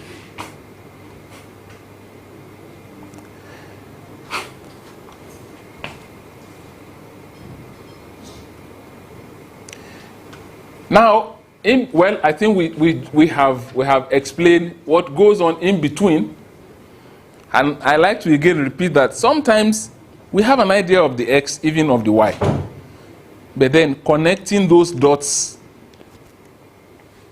through what some quantitative analysts would prefer to call moderating variables, what people will call chain of events, is sometimes what is really the work that we have to do. Before I ask questions, let me show an illustration of this. I know that the trader money has helped to make it a bit concrete. And remember that you are going to get copies of this slide. So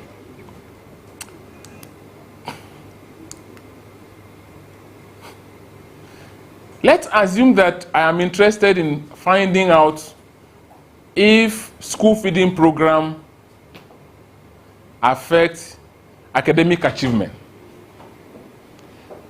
There is school feeding program now in Nigeria. Do you have school feeding program in Kenya? Do you still have it? Okay. Okay. In the arid and dryland areas, we don't have it in all of Nigeria, for instance. We don't have it in the University of Ibadan, which is a pity. We have it only in selected states, and even then, I think it's only in primary schools. Selected primary schools. Not even in secondary school. Yeah, people will just keep failing primary 6.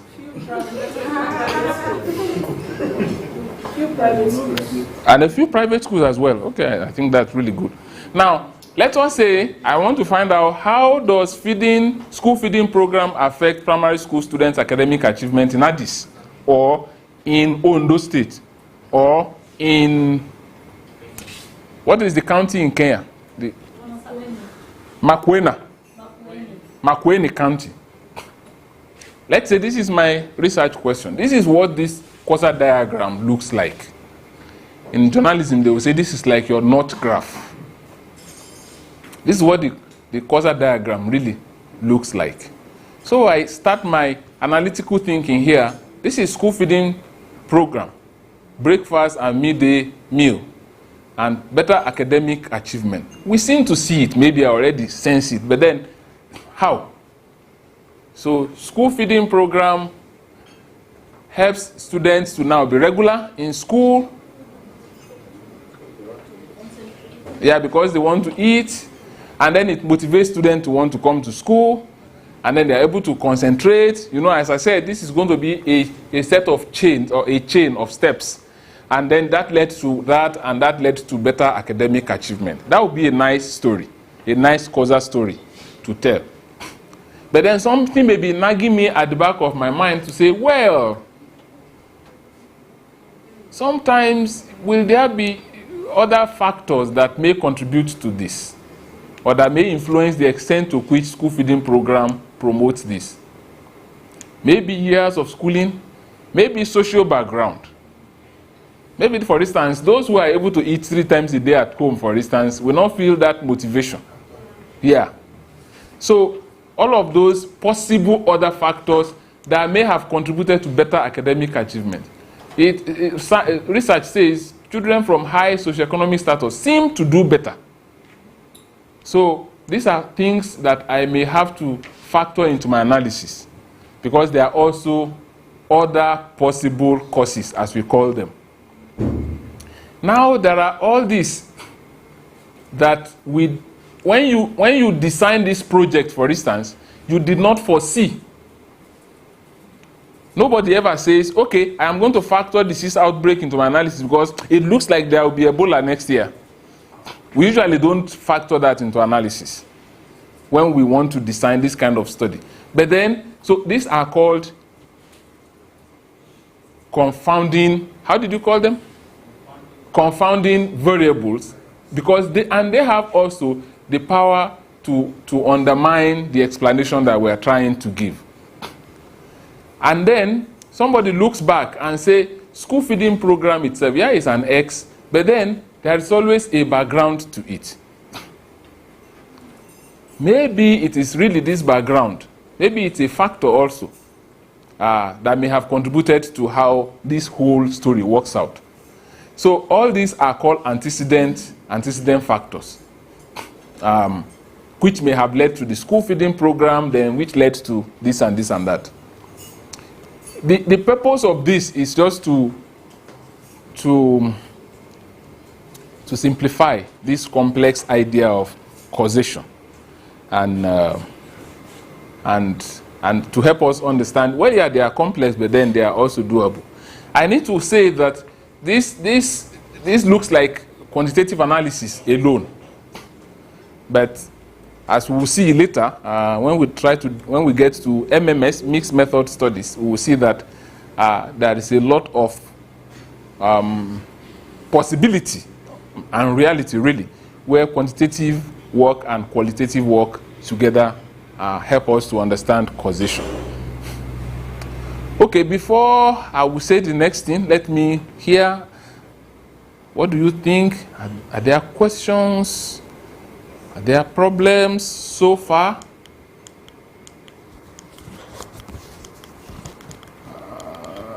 Yeah?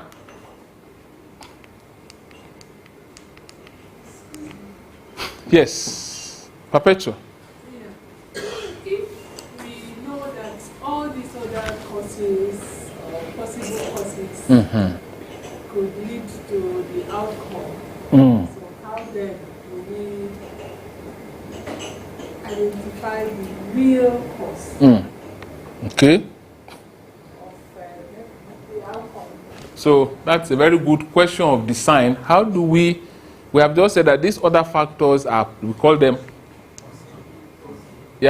possible factors, which we need to, other possible factors, which we need to, control for. So how do we, Crispin, you want to help us? I wanted to say social issues do not happen in isolation. That is true. So we can find the extent to which a factor is causing the other thing, but we cannot prevent the other issues from intervening or affecting the outcome. So we cannot conclude with a completely clear statement that this is the thing and nothing else is supposed to be. When we are dealing with the social issue that happens in social environment where so many factors come into play. Okay, thank you very much. Any other? How do we then say, for instance, sorry. Yeah, I think from what is Moses, I know this is tough for you, but there are no sirs and profs here. Well, I guess one of the things that we manage to work with is by the time you are putting into consideration confounding factors, I think you are answering some of the issues is raising about social factors not happening in isolation. Yes. You may not completely be able to think through every influences, but at the same time, one of the things you are doing, and that goes to design, and goes back to what Susan taught us in the morning, how much of thinking has gone into the design. So by the time you're designing, you're also asking the question, what other thing will have influenced? By the time you put a lot together, it might be possible to assume, yes, maybe still at the level of assumption, but it might be possible to assume that this may be the prominent cause. And there are also, what do I call it now?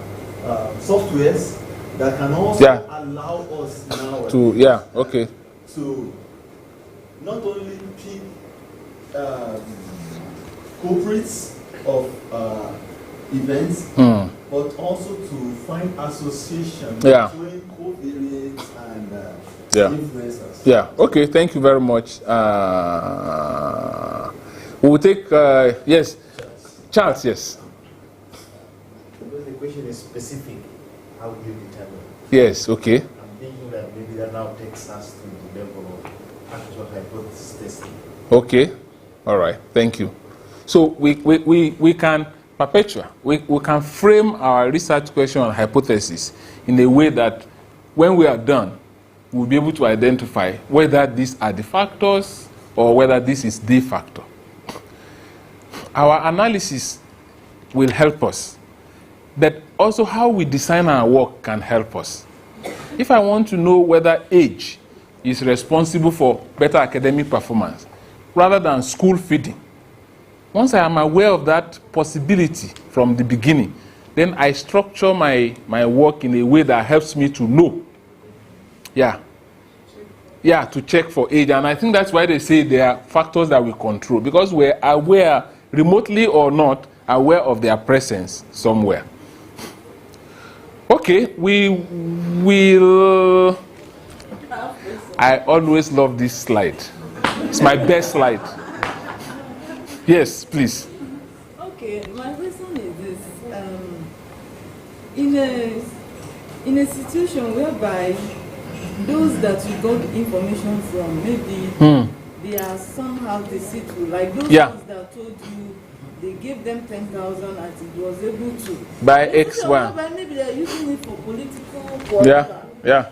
How do you now actually manage this thing by, saying because they gave them 10,000, their business. What of if their business is moving fine? Yeah. But these people are just collecting this money just to make up, but they have other means of handling their or situation whereby maybe you are Mr. Positioners to get information.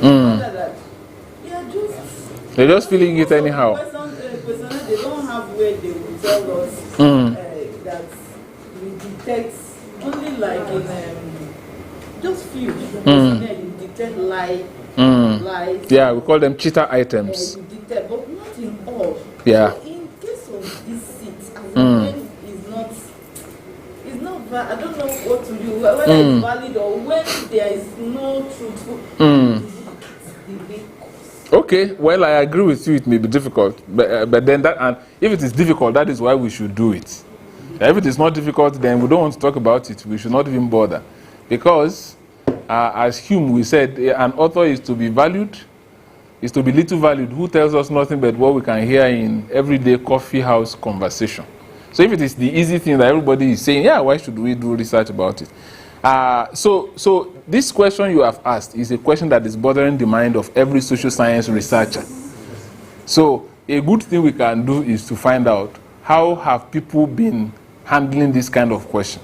And I'll take one or two comments. Yes, Irene?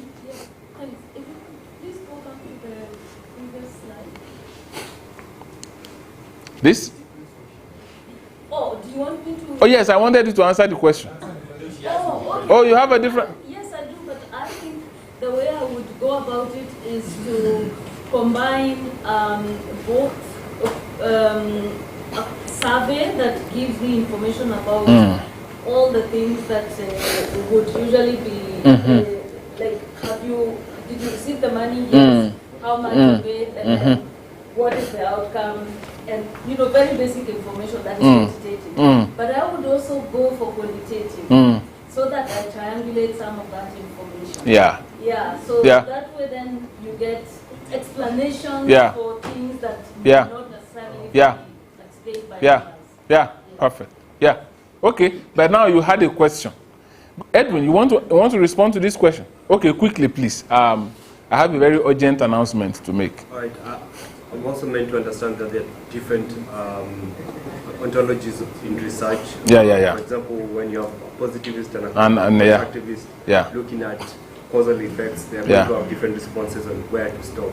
Okay. Constructivist might be a little humble and you know what, there are so many factors that can lead to this, but I'll restrict myself to this couple and see how they go. Yeah. But positivist will want to.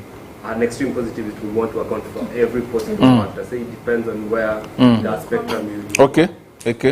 And there are, for the positivists, well, we try to run away from these dichotomies. They have also sophisticated tools to measure the potential contribution of any one of these factors too. Yeah. Okay. Irene, is it possible to take up your question when we come back? Yes. Is that? Or maybe you ask it now and then we answer it when we come back. Okay. I was thinking about the question itself, the research. Okay, yes. How does the school feeding program affect primary school students' academic achievement in And that question in itself would immediately perhaps be obviously assuming that you're looking at just this line. And then when you start answering it, you're encountering those other factors. So I'm going back to maybe what Eddie is asking. Okay. Where do you draw the line in terms of designing your inquiry? Because the question is very broad and it can give you so many causal factors. Yeah. I think this is a question for the afternoon, because even sometimes when you have done all your literature and all your reading, this storyline, I like to call it storyline, appears this way. But sometimes when you get to the field or when you are back with your data, they take a different shape. So the next session is actually to develop our sensitivities to these possible shapes or forms or notions that causation may take. Yeah. Okay? So you already leading us, but I want you to now stand up and lead us to lunch, because you are leading us to the next session already. I think we need lunch before the next session. All right, thank you very much, and bon appetit.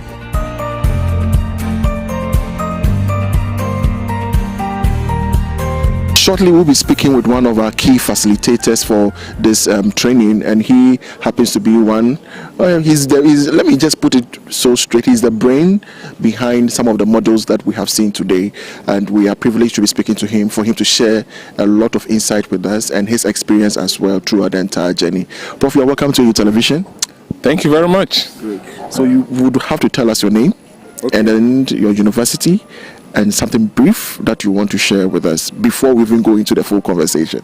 My name is Ayo Bami Ojebode. I am from the University of Ibadan in Nigeria. I am currently the head of Department of Communication and Language at University of Ibadan. And I've been a facilitator on this program. First, I was a trainee and then a facilitator. I've been a facilitator since 2014.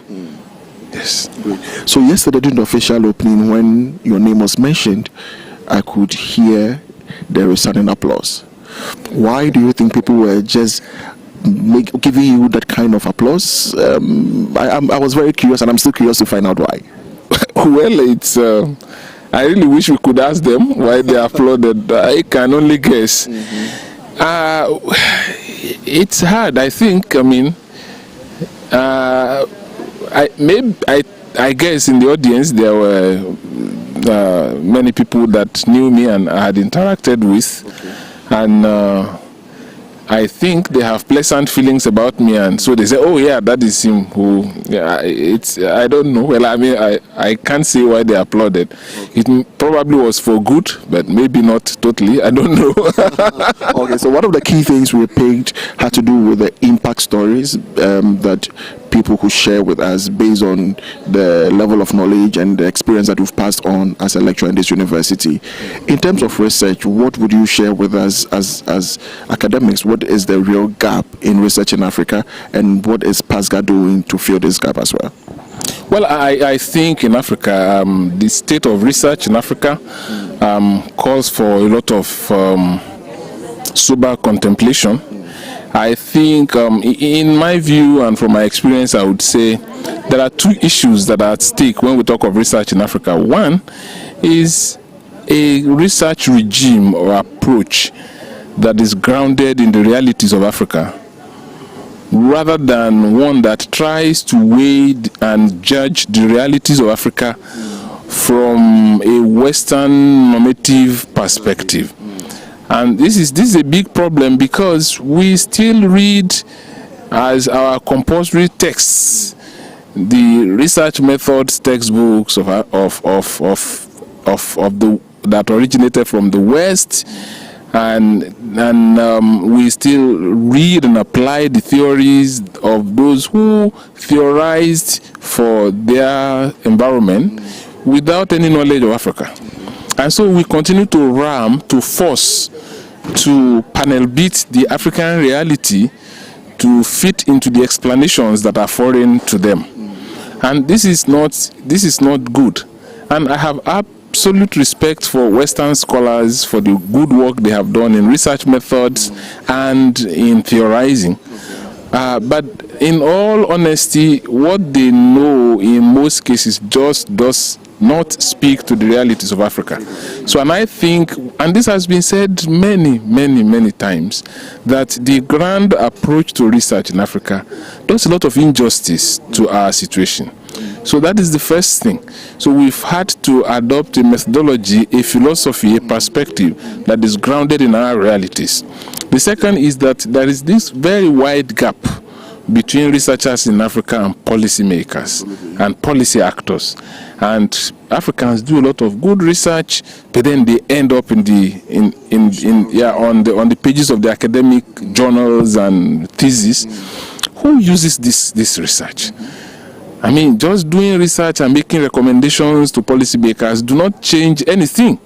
So we need a regime of critical policy engaged research, not just policy relevant research in Africa. And PASGA is responding deliberately to these two gaps that I have seen. So in our training, in the professional development training that I am part of, there is a lot of effort in taking knowledge from the West or from anywhere, wherever, including the East, but then ensuring that these are mere tools that may be applicable to the realities of Africa. If they do not, then we leave them. Second is that there is a module on how researchers can do research that influences policy, and this is two of the ways by which I believe PASGA has been responding to the situation of research in Africa. Okay. Great. So, like you said, PASGA has done a great job. This is the 23rd, 24th cohort, and it's been amazing. What will you be the impact story, or what is the impact story that you share with us? Well, I can speak for myself. I can also tell stories that people have shared with me. I was trained in PASGA in 2012 and 13, it spilled over to 13, and I've been a facilitator from that time. Many things have happened, but one is the turnaround that has happened to my teaching of research.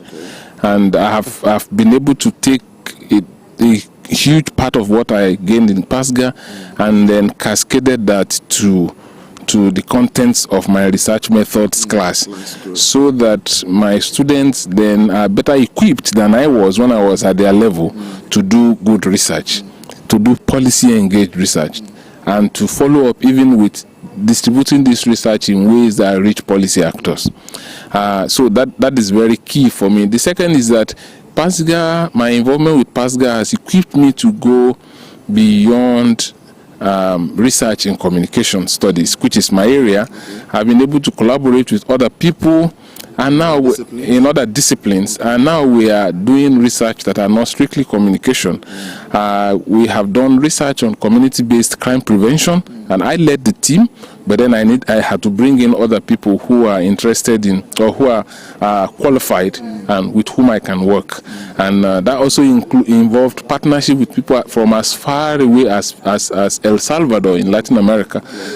So that is one of the things. I mean, just to say that no matter what the discipline, no matter what the context, a good research is a good research, and good design is good design. It's not a property of a particular discipline or a particular context. And I think that is really very important. As a matter of fact, the first thing we learn in PASGA is you have to come out of your disciplinary cocoon to be able to network and to be able to do critical imagination about the situations in which we live. So, assuming I give you $2 million, what key thing will you do in terms of research in Africa? Well, if I have $2 million, that's a lot of money. Believe you me, the first thing I am going to do is to ensure that as many Africans as possible go through this training. And I am going to now tell me as soon as the money finishes. Maybe that's going to be. Maybe I'm going to devote half of the money to that. And I believe that with 100 million naira, did you say 200 million? $2 million. With $1 million, then you can train another cohort of about 400 or more Africans, and then I'll follow this up with practical funded research that allows them to immediately apply what they learned here. So that here, by the time you come for this training and you finish, you have a concept note that is really ready to fly, like a research proposal that is ready to fly. Now I'm going to ensure that the money funds those research so that they do not die as ideas, as good ideas, but then that they take on shape and they are able to they get published and completed and published. So in the next 5 years, what should we be expecting from PASGA, especially through the PDS program? Yeah, I think the PDT program, I imagine. Now, this offering, that is this diet that is going on, is significant in many ways. This is the first regional diet that is going on. Cohort 1 to 22, all were trained in Nairobi. This is the first time we're having this training outside of Nairobi. And I believe this will be a success. Therefore, it will encourage PASGA to move further afield to other regions. And you see, when you take a training to people's regions, then financial difficulties is reduced. Then more and more people will do that. So I think in the next 5 years, I expect that PASGA is going to be able to reach and equip many more people. Now they're also going to need to begin to track these people more deliberately. Yeah. Thank you so much for speaking to us, Prof. And we are so much grateful for the good job that you are doing. My $2 million. See me in chambers for that. All right, great. So we just finished speaking with Prof, and he's requesting for his $2 million, and it's been an exciting and insightful discussions with him, taking his journey on the PDT program. So now keep watching AAU television. My name is Chrissy Sam.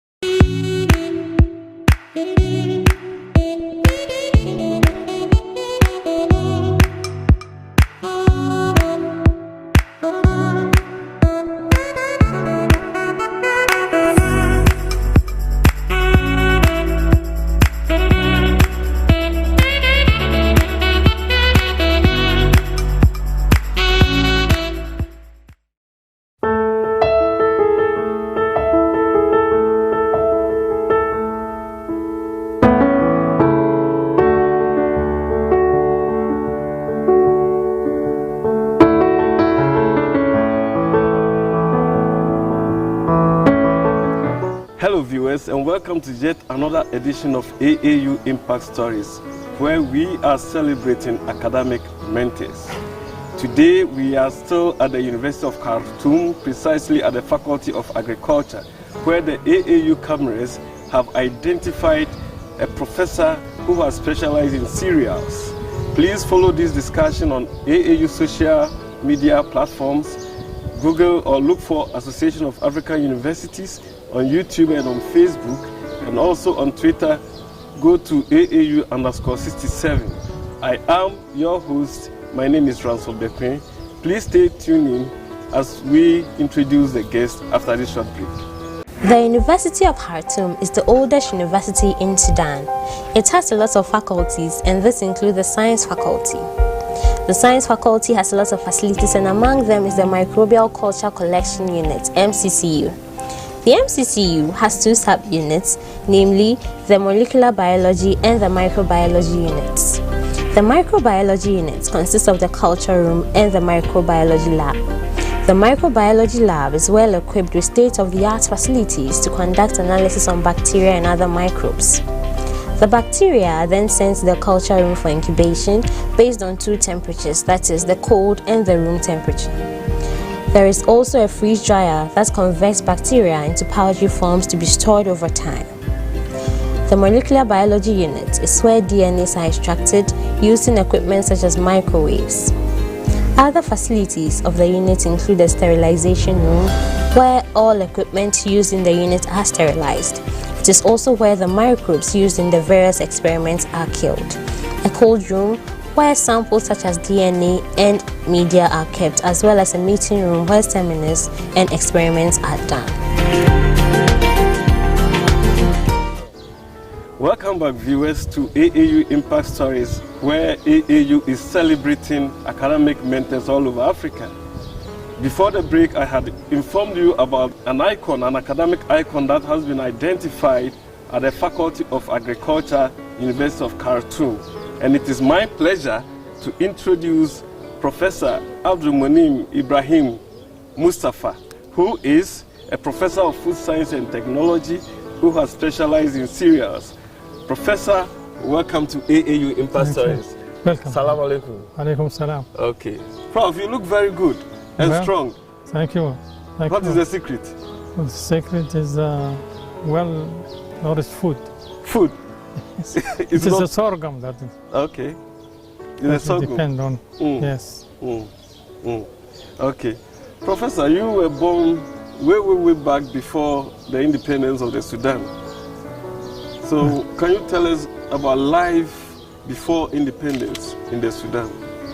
Well, as you see, I'm an old man. Yes. I lived during the colonization by the British and Egyptians, and I was in Western Sudan, in the town called Nuhud. It's in Kordofan province. Kordofan province. Okay, yes. Western Kordofan. Yes, Okay. I was born there and had my education, elementary school. I entered elementary school in 1949, and then the intermediate school in 1951, 53, and after that I went to the secondary school in Al Fashir, in Western Sudan. In 1953. And then finished in 1957. Going from Nahod to Al Fashir, that was a long story. It should be. That at that time there were no roads, it was only sand dunes over there. I spent 7 days to reach the school. No, please repeat. You spent 7 days? 7 days to reach the school. To reach the school? Yes. Because there were no roads? No roads. But you were determined to go to school? Riding on a lorry, at the top of a lorry. Ah, yes. my goodness. And it was the rainy season. Wow. Yes. I had 3 lorries to reach at the school. The first one broke on the way, then I took another one, broke on the way, and the third one took me to the school. Took you to the school. So you spent 7 days? Yes, 7 days. Wow. In the mud and in the sand dunes, and lorries stuck and broken and so on. And it was my first time to leave my mother and father. Oh my goodness. It was a very difficult journey. Moment for you. Yes. I guess you were homesick when you got to, I was sick before going. You were even sick before leaving. Okay. Then I reached. The school was not ready to accept us because it was not finished. Oh. We have only 8 rooms and a dining room. And a dining room. Yes. But then why did you... 8 rooms were for studying, and then the classes, and then the dining room. We live in the dining room, we sleep in it, eat in it, and then go to school. Wow, that is fantastic. They did that because all the West, there was no, and therefore there was no secondary school. Okay, so in the Western Kordofan there was no secondary school. So you needed to move. We have to move there. And then you moved to a place where they were not even prepared to take you. Because the facilities were not ready. It was not ready. But you were determined. We were determined. Okay, yes. so how long did you stay in the secondary school? Said 4 years. 4 years. 4 years. At first it was rough for us to stay there, but after the second year, the school was completed. Okay. And we had a good time over there. You had a good time? Yes. Were you a student leader? Well, I'm not a leader, but... Then, when you were in school? At the school, yes. I was an athlete. You were an athlete? Yes. What event? Running. Running, track? Yes. Track event. 400 meters. 400 meters? Yes. Yeah, of course. Yes. I think after this, you have to race me. I also did some athletics. No, it's too late. It's too late. I can hardly walk now. Oh, it's okay. Okay, that's nice to know.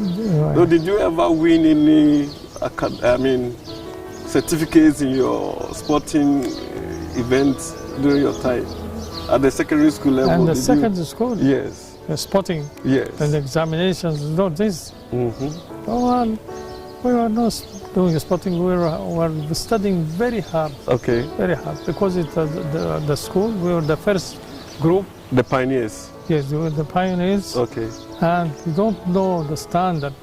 Okay, we have to study very hard. Okay. To compete with other schools. Yes. Yes. So that we did a good job and entered the university. Okay. With very good grades and then. So all the pioneers, how many were you? The pioneers we were 72 students. You were 72? Yes. And all of you passed? No, not all of us. Majority of you not passed? Not all of us, but majority passed. Okay. And but students, the second group, they all passed except one. Except one. And they had the prize of the best school in Sudan. In the whole of Sudan? Whole Sudan. Wow. That's That's the your second group. Second Yes. group? Yes. Okay. But we were the first. We were not able So to make when you went to secondary school, what was your career ambition? Well, my father and mother, they wanted me to be a judge. A judge? Or administrator, because they see that administrators in those areas are very respected and are a good person. They have all the facilities and so on. But I was not on that line. I was in the line of science. You were in the line of science. In the line of science. So your parents didn't know of your ambition. They wanted you to do what they want to see in you. But according to my line, I went through with my grades to the Faculty of Science. Faculty of Science. We studied the first year and then come to agriculture. Okay. During the pre-colonial era, yes, what were the major career attractions? Was it the judge, accounting, lawyers, or what was the major thing that everybody wanted to do then? My father during the colonial era, whilst you were growing up? I had no ambitions of that time. Okay. Until I reached the secondary school, then I started to realize life and know the directions and so on. Then I went to do science line. Okay. I wanted to be a scientist rather than any other thing. Did somebody urge you to do science, or it was your personal wish? Personal. Your personal wish. Yes. Because my elder brothers, one was in the military, was a pilot. Okay. And one was a teacher in school, and one was administrator in the government. Okay. And none of them was a scientist. So you wanted diversity. Diverse life. Okay. Yes. So you entered the University of Khartoum, which was in 1961. Well, the University of Khartoum at that time, they divided either to go to the art or to the science. Okay. And was in the science group. You were in the science group. Then we entered the first year, preliminary year. Yes. Then I went to agriculture. Oh, you went to agriculture? Yes. Did somebody urge you, because science is broad? Yes. You could have done any other science course. In my mind, I was planning to go to engineering. Engineering? Yes. But my grades were a little bit less than the qualification to mark. go to the engineering. Okay. But it was rather to the biology side, so I went into agriculture. Okay. Yes. So you pursued up to the first degree in the University of Khartoum. Yes. Then you gave me to the campus of Shambat here, where agriculture is. Okay. And I spent all the time here, and when I finished, I joined the Food Research Center. It's just a few meters from here. Okay. Yes. The Food Research Center at that time was in joint venture with FAO. It's a joint venture with the FAO, Food and Agriculture Organization. Sudan, yes. Okay. Sudan and FAO, and it was very attractive at that time. It was. Yes. Viewers, we are interviewing Professor Ibrahim Mustafa, who is a specialist in cereals at the Faculty of Agriculture, University of Khartoum. Let's go for a very short break, and when we come back, we shall continue the discussion. Please.